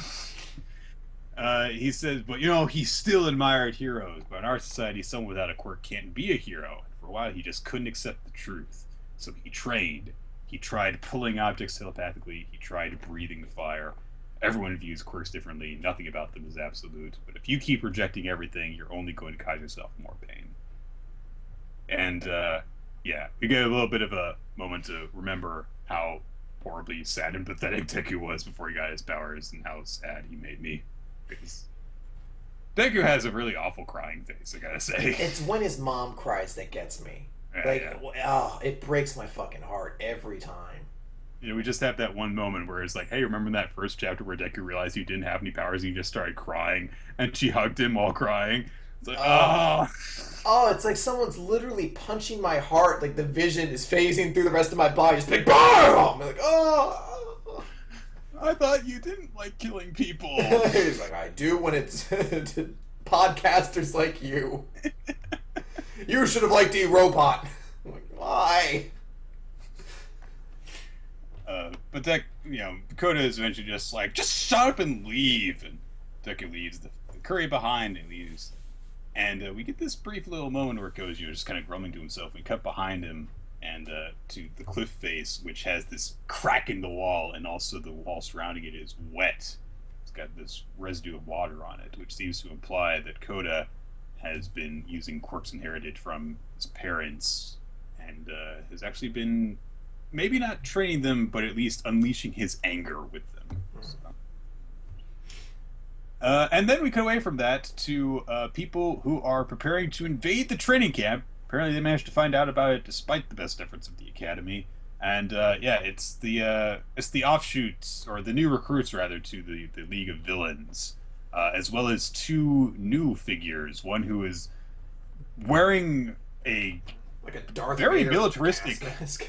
Yeah, because there's the helmet with like stars and stripes on it, not the American stars and stripes, but 3 stars and then 3 stripes underneath it, and this Darth Vader looking gas mask, and then there's this one who's a cloaked figure whose face also seems to be obscured by some sort of mask. But the guy who idolizes Stain says that we're gonna fill those heroes full of holes and put them in their place, all for a brighter future. So. Exciting. Apparently, the only thing in this series that can complete if it goes on for any length of time is the tournament arc. How weird! The one thing that is always interrupted in Shonen Battle Went series, on without a hitch. and then everything else gets interrupted. You know, gonna go train with heroes, that gets interrupted. Gonna have a special training camp, that gets interrupted. Everything is interrupted in this manga. So, But I guess that's what makes it fun. and yeah, we are gonna have. We're going to quickly introduce those new recruits and presumably the weaker members of the villains into the battle. So, good stuff. Now, I don't want to go on for a whole topic about it, but I do just want to note really quick Nisekoi actually had, I think, a really good chapter this week. Mm-hmm. This is 199, sort of a penultimate chapter to 200, which is a big milestone for a lot of series. And it's essentially, like a cute chapter between Raku and Chitoge, but the big thing that happens at the end of it is that Raku is kind of dancing with her on like a Dance Dance Revolution machine, which bothers me because she's wearing heels, and I'm like, how the fuck do you play Dance Dance Revolution in heels that would destroy your fucking ankles? I guess she's that strong.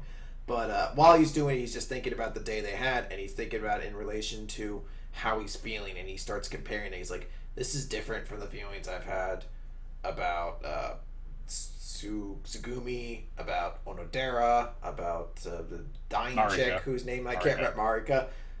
And he says it at the end of the chapter, like he recognizes, like, this is love, and it's like a big 2-page spread as he's just looking at Chitoge kind of dancing and having fun, and it's one of those things we shouldn't whenever Bleach does it. It's like, why can't you just put the chapter name at the front?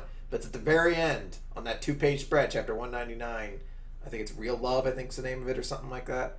It's a very good chapter. I just want to note it as being a fun chapter. Yeah, it's a big moment. It's well done, and it's just like, okay, Raku finally got it. But I like the way that it happens. Is it's not someone's like, hey, how do you feel about Chitoge? It's just like, wow, It's natural.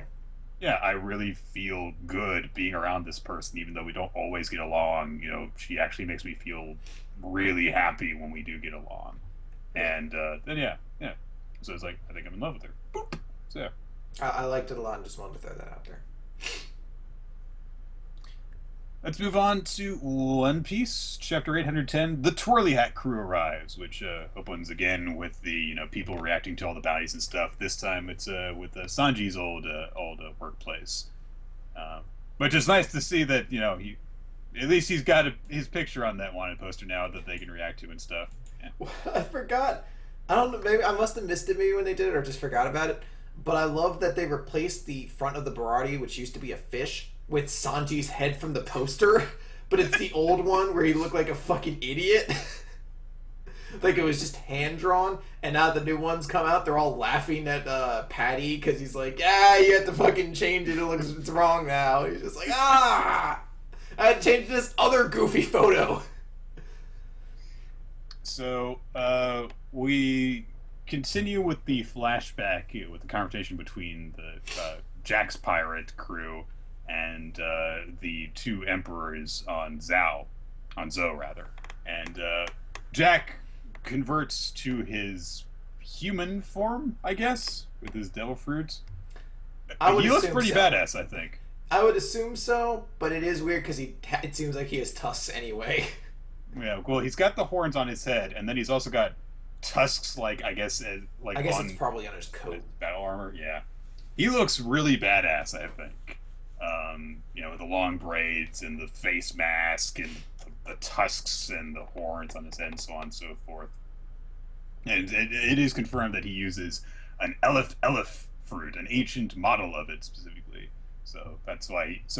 Yeah, let's just remember the two elephant fruits in this series have been a guy with $1 billion bounty and some wimp sword.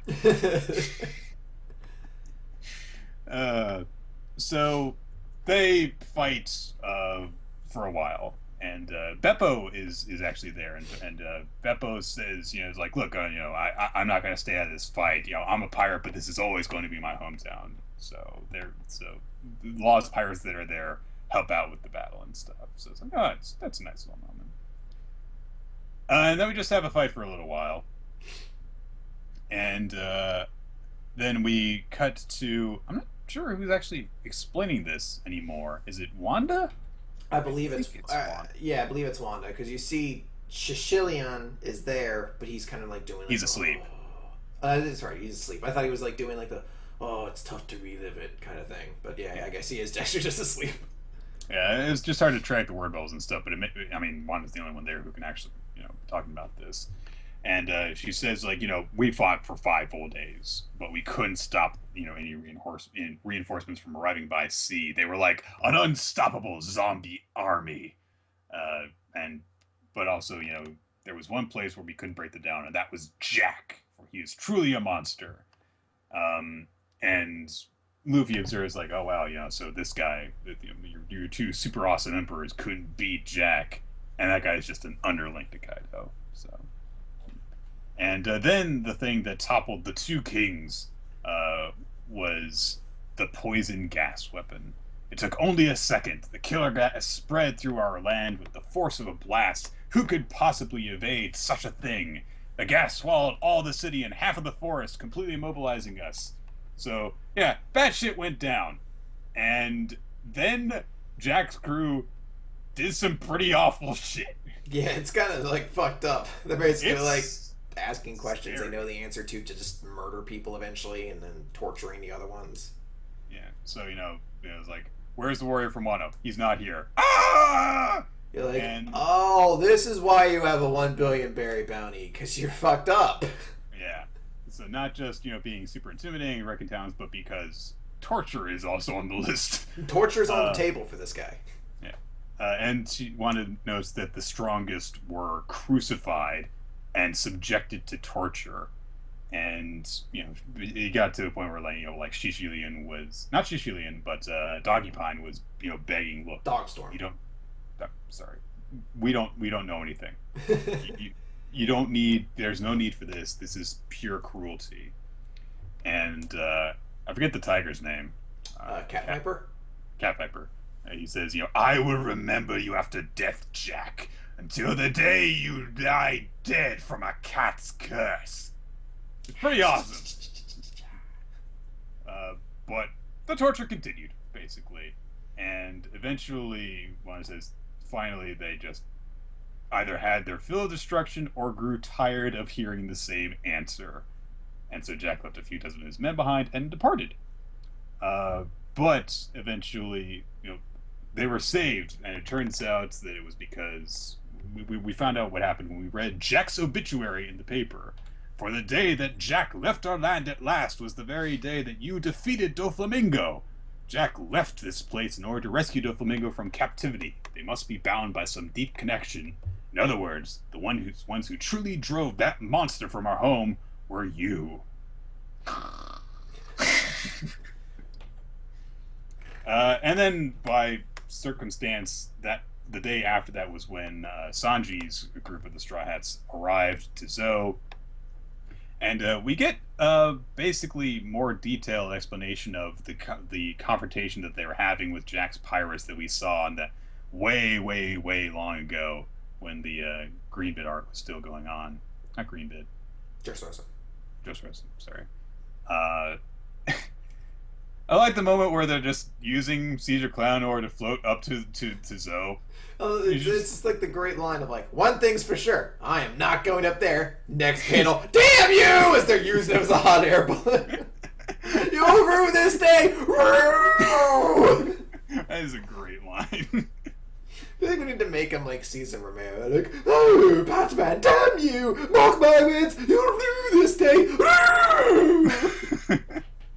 I love that they turned Caesar Clown into like just a joke. Like he was once a sadistic child, like experimenting monster, and now he's like goofy comic relief.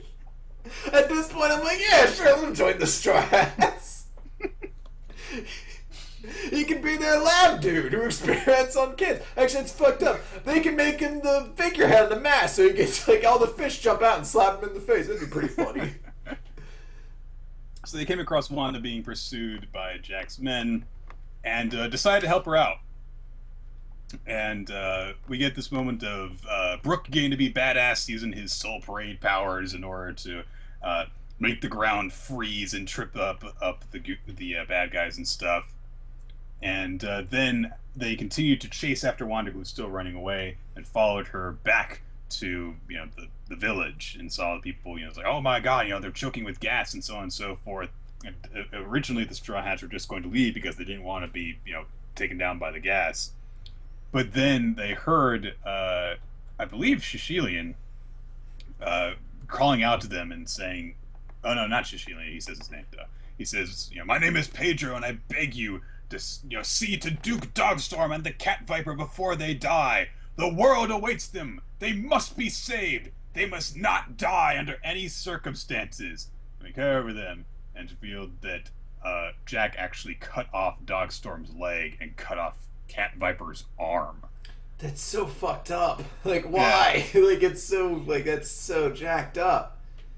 So, I mean, because, we've only seen in the present Dogstorm in bed to this point. So his leg's been obscured the whole time. So it's quite a shocking scene to see this incredibly gruesome injury in, happen to, One Piece characters. Because it happens every now and then. But this is freaking hardcore. They've just been hanging there with a limb missing each for a day. Yeah. So. I mean, this is One Piece. Flashbacks usually don't end sad, or don't end happy. So this is sort of on a similar vein of kind of like, that's kind of dark. Like both. Also, Chopper's wearing a football helmet. Yeah, well, Chopper's he's eclectic like that. It's kind of nice because it's the first time we've really seen Sanji in a while, and I just want to kind of throw this out there that Jump Fiesta, I believe it was Oda's editor, was interviewed and made the note that I guess Oda has said, don't worry, I haven't forgot Sanji. 2016 is going to be the year of Sanji, so you're going to get some of him. Wow. I know some people are like, I don't know, it's too much. I think it's like how Nintendo was like, it's going to be the year of Luigi. We're just going to get a couple of scenes pertaining to Sanji that are going to kind of make up for the fact that he was missing from the Dressrosa arc and things like that. So weren't there 2 Luigi games? There were 3, but it wasn't like they went overboard. No one really remembers those games either. It's like Luigi's Mansion 2. I think there's a Luigi Mario game, and or Mario games Luigi was in. Does that count? Yeah. But I like this chapter a lot. This is immense. I think this is what this arc needed for me to kind of get invested in it, because now I've got a grasp of how this country works. I can understand its logic, the people involved. Jack is horrifying now. Like that's a fucking bad guy. I see it. Also, who killed him? Yeah, well, the Marines did, but he cannot be dead. I know they wrote an obituary for him, but you don't introduce a character with that big of a bounty, make that big of a deal about it, give him an ancient Zoan fruit just to be like, we killed him off screen before you really saw the extent of what he can do. I'm sure he'll come back in some manner. But I like what this did of kind of building up this world. It's nice seeing a little bit of context, that kind of out of context scene we saw of Sanji's group a while back. And it's added a lot more context into Dogstorm and Cat Viper to kind of make the sacrifice that they've unintentionally and not willing, but they've had happen to them a lot more impactful. And I'm still really invested in Zoe, kind of waiting to see where this arc goes, because I don't necessarily know if the people he left behind are supposed to be our primary antagonist. It might just be a small arc, and maybe it's not going to be a big opponent or anything like that. But it really is a very entertaining story now, and I think this flashback served to really add the necessary context to making Zhao an intriguing world now.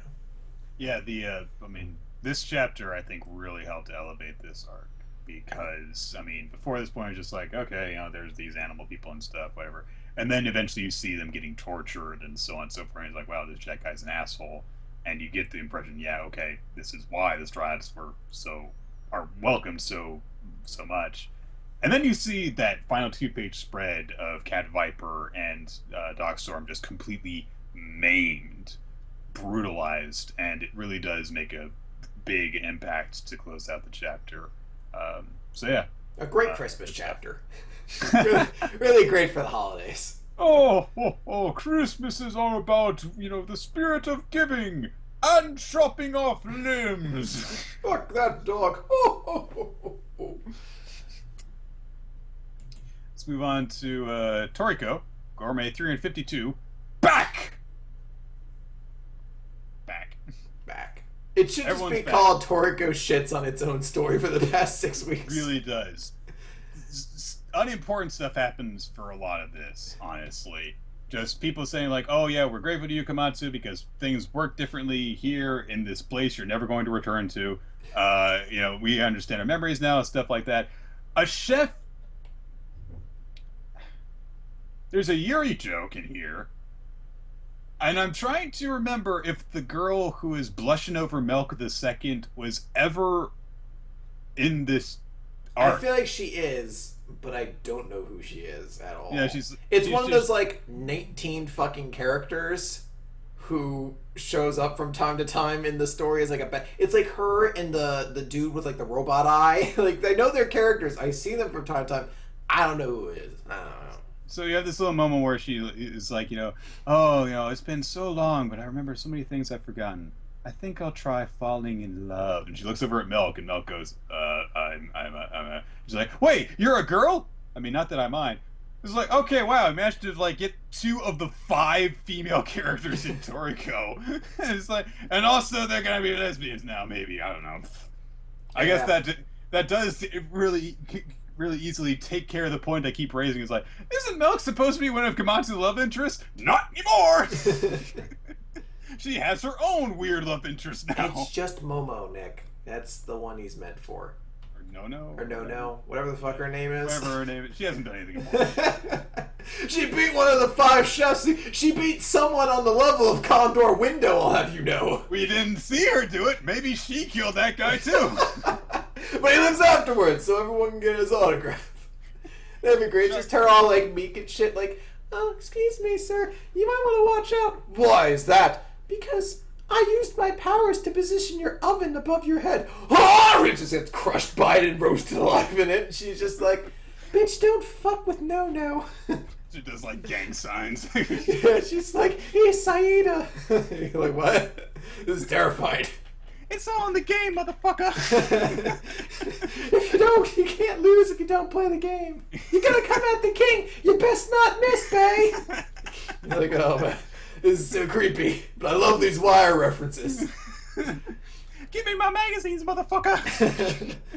Oh yeah, I'll cop to a few more motors for a po' boy and a strawberry soda. Like, what a weird thing for you the chef to want. I literally just watched that episode yesterday. Does it have to be strawberry? Yeah.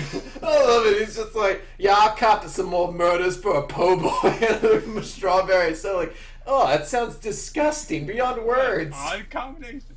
Anyhow, we bring it all home, wrap up this entire pointless arc. Not pointless, but excessively long and weird arc, with Chaco asking Komatsu for his autograph finally, because he actually respects him as a chef now. All it took was fucking rescuing his mother from the underworld. And Komatsu leaves, and he's like, alright, well thank you, Blue Grill, bye. And then we did this explanation of how Dawn Slime works, because, like, he couldn't have just, joined his cells with anyone. It had to be someone who already had his gourmet cells inside them. But it turns out that everyone in Blue Grill has his cells inside them. That's why he was able to use the Sardi. That's why he was, like, worshipped as a god, and Blue Grill, blah, blah, blah, blah, blah, blah, blah, blah, blah, blah, blah.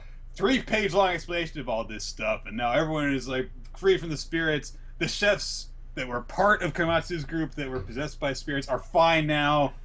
Okay. And then finally, we get this great moment where everyone is like, oh my god, all the aging we did is suddenly catching up to us at once. And also we've got walking sticks to make an old people joke. We'll be fine in a little while. And then everyone recovers.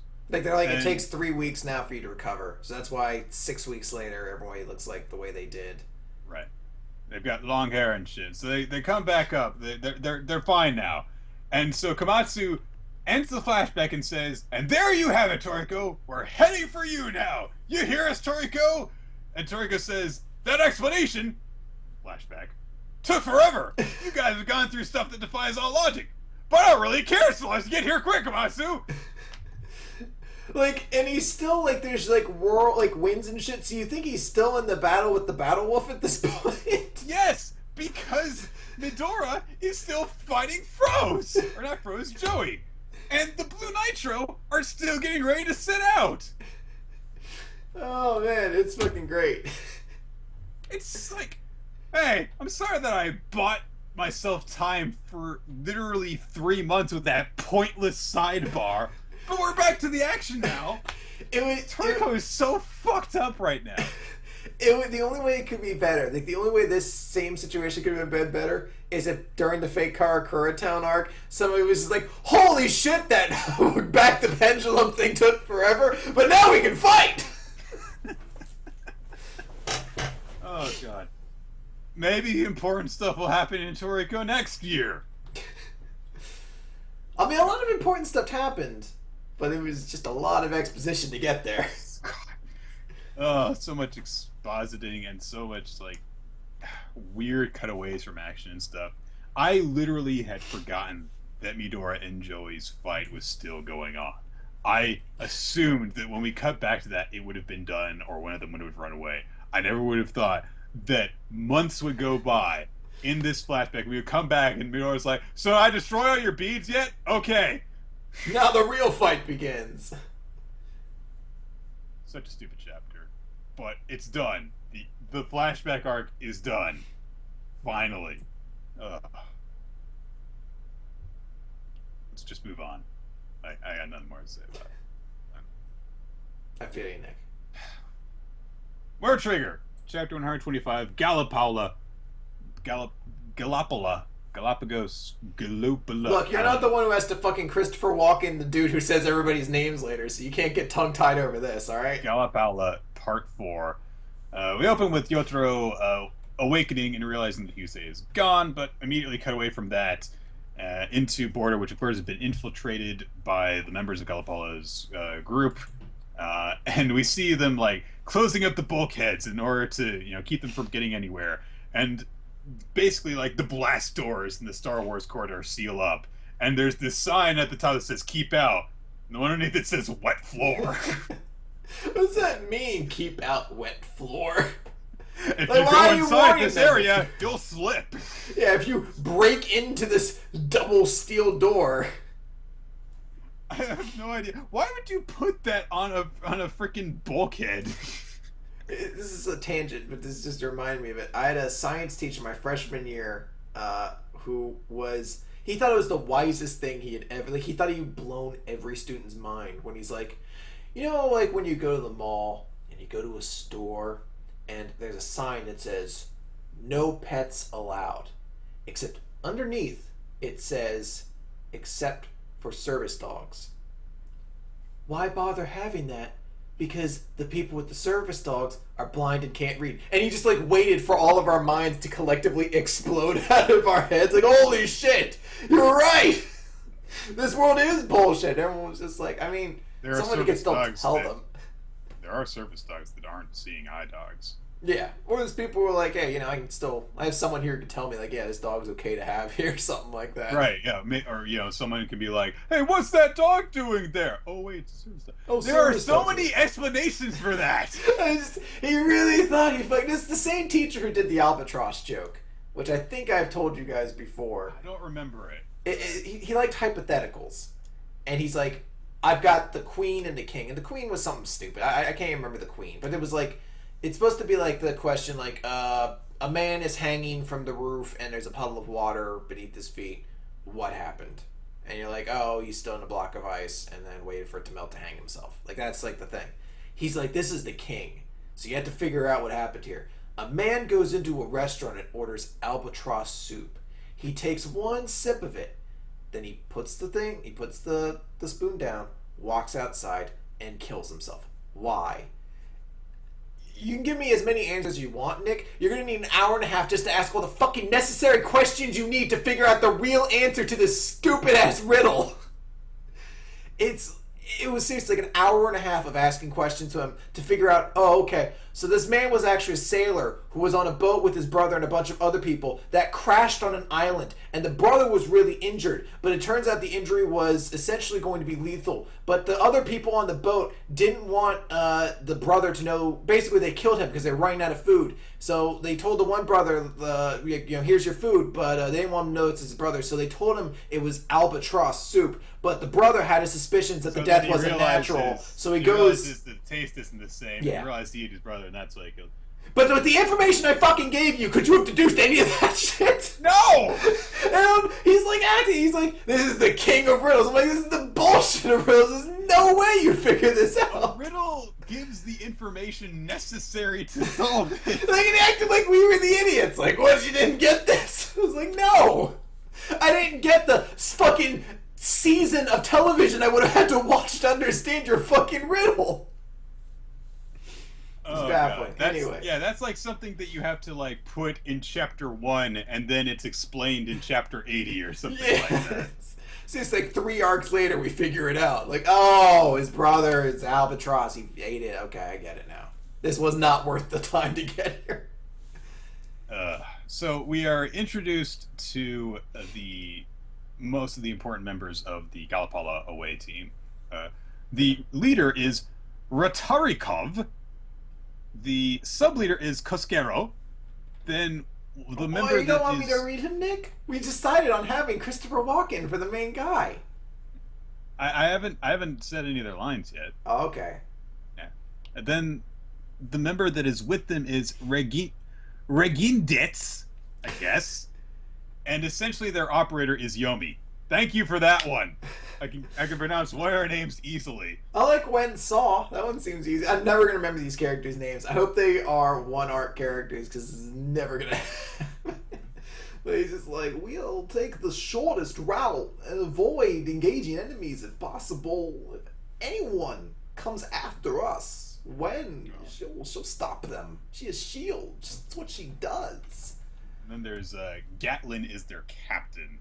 Gatlin, and that one dude that I'm talking, Rada, that's totally my kid. I'm calling it. I know I'm in character at the moment, so if I would just say whether or not that's my kid. They do have like the exact same hairstyle. So. Yeah, they look very similar.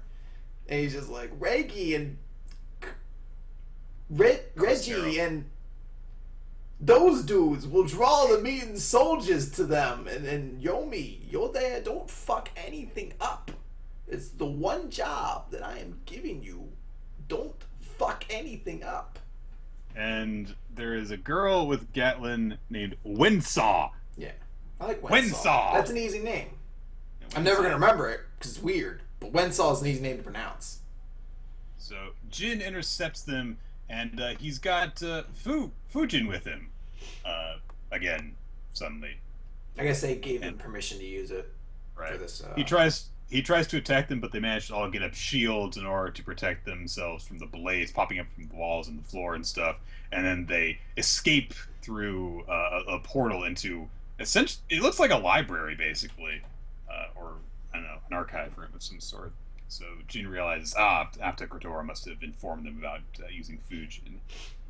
But he says, but now I've seen them, which I guess indicates he needs to have seen someone in order to use his powers on them. Yeah, that's how he does it. If he looks at somebody, he can see their future, and that's why I was like, I'm not seeing anything from people in town, anything bad happening to them. I'm not seeing much from a lot of our agents. So it's meant to imply like he needs to actually see somebody to see what their future is, and because he's seen them now, he's like, they're going for the away mission ship. Right. So he immediately contacts command and it's like, we need to protect them and so on and so forth. One of the people in command is just like, well, if they can use triggers to slip through walls and stuff, then how are we going to stop them? And someone else is like, well, they would have just tunneled all the way to the ship, the away ship, if they could. But there are obviously limitations to it because they've actually gone through the hallways and so on and so forth. So there is a limit, and we can intercept them still. And we get to the kid with the Amo. And he's explaining, he's like, okay. Nick's dog, and he just pops up. He's like, it's Amo, Nick. He just licks you. It's my cats, actually. Oh, fuck your cats. Fuck you. Amo says that most of the humanoid soldiers are like, okay, they're like lower B rank agents, but if they group up together, then their color changes. So they actually combine their powers really well. The dogs aren't very powerful. The intruders have nice colors, A rank or above, especially the guy with the beard. He's similar to Mr. Shinoda in color coding. He's got like this whole like hexadecimal color system that worked out in his head or something like that. That is like a huge deal though, being like, oh, he's like on Mr. Shinoda's level. I'm assuming that's the character who probably is going to be the one that Tachikawa gets in a fight with and is a danger to him. Because Mr. Shinoda has basically been stated as being like, I'm the strongest person within Border. I'm part of like our, council, so I don't go out into the field. But when shit got real during the invasion arc, that was when he's like, I'm gonna get out there and handle this shit now. Like and he kicked ass. Yeah. So, yeah. So someone on his level is pretty crazy. Right. And it makes sense because he is the grizzled war veteran. Obviously, looking at them, he's got the scars and so on and so forth. And he's also the intelligent one amongst Galapolo. So. And if that is his kid, maybe something bad happens to his kid. Maybe that's why he goes all out and puts a danger on Tachikawa. Maybe he goes berserk and forgets the mission or something like that. Yeah. So they relay commands and so on and so forth. It's like, okay, look, we can't reduce the outside forces. We'll use personnel inside in order to stop the intruders. So then we cut outside, and while Shinoda thinks to himself, it's worrying not knowing what the enemy triggers are, but 3 intruders are just too few. There must be a neighbor directing the Tryon soldiers from the outside. Which I don't know who that's meant to be, unless he's implying the other country.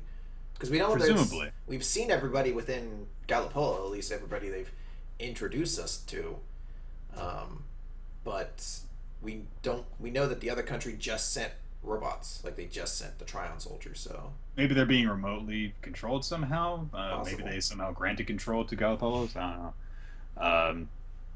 So a bunch of people, arrive on the scene to help out.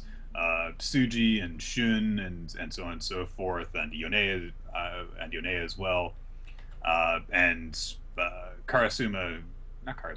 Scruffiati starts to take control, and he's like, all right, you guys aim down below, I'll take care of the attackers, and Arafuna and I are gonna take care of the dogs, and just basically regroups the troops and so on. Then we go back inside to where the intruders are trying to evade border soldiers, and Wensaw decides to split off from the other two in order to stop the people pursuing them, and it turns out that it's Nasu Squad who are chasing after. Well, yeah, because their sniper is outside. So, and she summons more dogs in order to help her to fight them. And then we go outside again. The cat fight Nick, like she even says, like, "Come on, little girls." I'm thinking back to that Fox Kids promo for Lady Devimon versus Andromon. Like, take this Blondie! Like I imagine, like they have laser weapons and special like swords that cut through people. I'm still imagining it devolving into like these 3 tossing over each other, pulling on air, like, like, wow, you guys really went with the low common denominator on this one. Miwa squad starts to come into the scene, and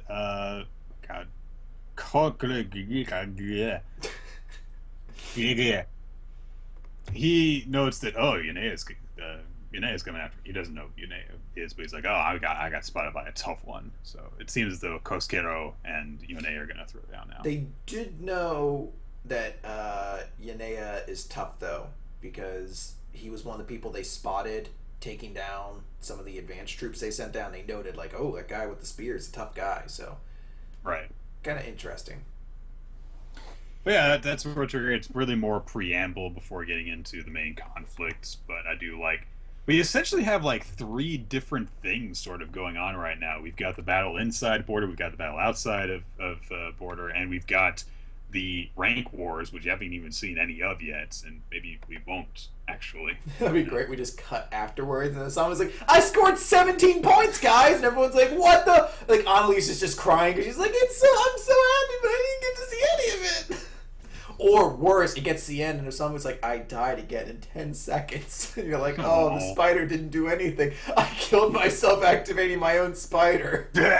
He's like, "Which end does it come out of?" Like, oh no! What a tragic way for this to end. Yeah, that's it for Winter, and that's it for the recap, I guess. Yes. So let's go over our favorites for this week. The chat room has decided that One Piece is the favorite chapter of the week, which I think is not a bad choice. My series of the week is actually Nisekoi. We didn't Oh, talk okay. about it for very long, but I thought that it was a very, important chapter, and I thought it was a very effective chapter to demonstrate, why Raku realized the way he feels. And I like a lot of the writing in the chapter, the way that he kind of goes through the process of realizing how he thinks of Chitoge and how he feels about her and stuff. And also, it is a really cool final note to leave on, where he's just like, I think this is love, and he's just looking at her and stuff. So, good stuff. I Also, some funny bits at the beginning when they're in the photo booth too. So, I can completely understand that. I'm actually in line with the chat though. I have my One Piece. One Piece was my chapter of the week. This one, I just think this was a great chapter to kind of get us into the arc, get me excited for it, and this is kind of like the chapter needed to get me invested. So I think it was a tough week. I think there were great options across the board, but the one I went with was One Piece. I think that was the one that kind of gave me the most. I think One Piece would have been my runner-up, honestly. So. And in terms of weekly MVPs, I also struggle on this one because there are a lot of cool moments from different characters in this, but I feel like giving it to Soma again, honestly, because Oh man, Selma's gonna be like the year he MVP just for you. comes off as such a badass. I just love that moment where he just comes through the gates and he's like, "Oh yeah, yeah, I won," and all of Bezon's goons are just backing away from him. He's a cook. He's not gonna hurt you, but they're scared of him. They're like, It's oh, so let's get cool. out of here. This tough dude's coming. Tough dude. Also, it's a really awesome speech that he gives. So Nah, I can completely understand that. I actually give mine though to Raku from Nisekoi. I think it was this was tough because I had a couple characters I was considering. I was actually almost gonna break the rule and be like Dog Storm and Cat Viper, two MVPs. Soma was what awesome. you gonna do about it? Yeah, what you gonna do, Nick? I'm over here, PA. You can't touch me. You can't see me, Nick. You can't see me. That's Boston. It's a lot of things that aren't blending together, but it's becoming my character now. No, I was considering them. I was considering Soma. I was considering Deku even, but I just went with Raku because I feel like this is such a huge moment. And all those other characters, I feel like are gonna have moments, or Dog Storm and Cat Viper. Maybe we'll see what happens to them. But this should be maybe one of the moments for Raku. Like this felt huge. Like Yeah. Nisekoi doesn't often have 2-page spreads. The fact that they did, and it's him actually realizing it, and you're like, oh shit, will this put an end to the will they, won't they? Like, is this actually going to progress things in that relationship? Like, it's Probably exciting. not.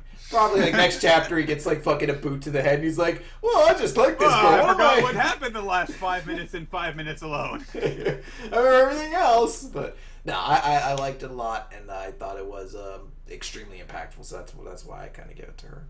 It's Oh, obviously a moment that's meant to be very important, and it feels really important. So yeah, it's an important moment that was executed well. This is probably like when the series is over. That's probably going to be one of those moments you look back on and remember how it led up to the ending and stuff. So, well, yeah. With that said, that is going to do it for Weekly Manga Recap. I'd like to thank everyone who joined us for the live recording of the show here on hitbox.tv/RoloT. We record the show Wednesdays at 7 p.m. Eastern Standard Time, though sometimes we do need to change it up. So to stay updated on that stuff, you can follow us on Twitter. He's at RoloT. I'm at YRuler of Time. And you can also follow the at WMR Podcast Twitter for official manga-related news and stuff. You can also check out our past episodes There's on Weekly music Manga playing Recap. in my head. Okay. You can also check out our past episodes on weeklymangarecap.podbean.com. Also, subscribe to us on iTunes, and make sure to leave a comment and a rating so that we can beat the woodworkers. Oh yeah, special thanks, by the way, to Gunblade007, who says, very fun, I've been following this series for back when I was on thatguywiththeglasses.com, and he says, I'm a lumberjack. So thank you to Gunblade for your review.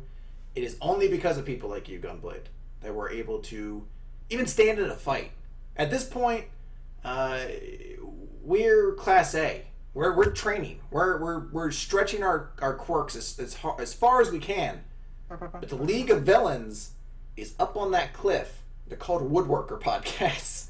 They are bearing down on us, ready to strike. We need your help. You are our tiger of the Pussycat Dolls, or whatever their fucking names were. I forgot, the Pussycats. You are a tiger who are strengthening it. Just fucking write the review, alright? I don't need to go on with this analogy. You get it. Write the goddamn review for people. If you're watching this video, presumably you're watching it through our YouTube page. But yeah, make sure to subscribe to that. We don't have a shortened channel name yet, so you're gonna have to like do a search for us, but we'll hopefully get that up in a couple of months. Yeah. And also be sure to send us criticism, ask us questions, and suggest future manga for us to read. Send all that stuff to our email, weeklymangarecap@yahoo.com. Special thanks go out to all of our Patreon supporters, because your support allows us to create all sorts of bonus content for you guys to enjoy. Yes, particularly. I don't know what that word was. Particularly. What was I combining particularly with? I guess specifically. Probably special. I guess specifically and particularly at the same time. Particularly to the legendary pugilist, who is our most recent patron. So thank you very much, everybody. He's the legendary pugilist too. So not just my regular one. And finally, thanks go to Steelman, who's our title card artist, to Felix Stark, who does visual editions of our show, and Infamous Planet, who does all sorts of stuff. He does, visual editions, and he also made this whole format thing that we use for the streams and stuff like that. So thanks to all you guys for helping us out with this stuff. Oh, I want him to post another image. It's like, he's the Infamous Planet, and you're like, he didn't say it this time. I'm gonna have to prompt you if you got it ready. Do you have one? Nah, Infamous? it doesn't seem like he does. Oh no, I'm gonna have to start going back to you. Oh, that's your thing. You're like, you need to have a new image every week. You have to have one ready. You have to like criticize me for using unless I actually use. Oh wait, something's loading. Wait, here it is. Wait, there you go. Objection. His channel is renamed to Infamous Planet for branding purposes. That's good. I like that one. All right. There you go. All right. You survive one more week. Yeah. We're gonna use that on you though. Anyhow, that's gonna do it for Weekly Manga Recap. Chris, do we have a suggestion for next time ready? Yes. Well, guys, as you know, there's no Jump next week, and because of that, there probably won't be a Weekly Manga Recap next week. I don't know if we might do something else instead. It's yet to be decided. But essentially, there won't be a regular episode. So this is essentially the first recommendation for 2016. And because of that, I figured it'd be time to announce something that we're going to be doing throughout 2016, a special event, so to speak. So there are two series that one of us each has read that are long-running, but are kind of divided into parts. So our plan is to kind of do some of these parts as recommendations to catch each other up on it. And that's why our next one is going to be JoJo's Bizarre Adventure Part 1, Phantom Blood. And by the end of this, I believe we'll see where we can get on catching Nick up with JoJo's Bizarre Adventure. So stay tuned for that. And that's actually a pretty short one. That's only a couple volumes, so I don't think that one will take us too long to do. Yeah, so we'll probably do it pretty early in January then. Yeah. Now, just note, guys, it's not going to be like back to back. These are going to be spaced out throughout the year, but just note. I might hate JoJo by the end of it. Yeah, if we do too much too quickly, Nick's going to go crazy. He's like, "There's so many stands." And I'm like, "Nick, there's not even stands in these first two parts. The first part barely has anything. It's like magic punches or something." All right, that's our plan going forward. So I guess that's it for pretty much this year of Weekly Manga Recap. We will do our annual recap. That's usually the first of the year we do that, I think. We'll fit it into one of these 2 weeks without Jump. That is true. I guess technically we could do it next week, but we'll see.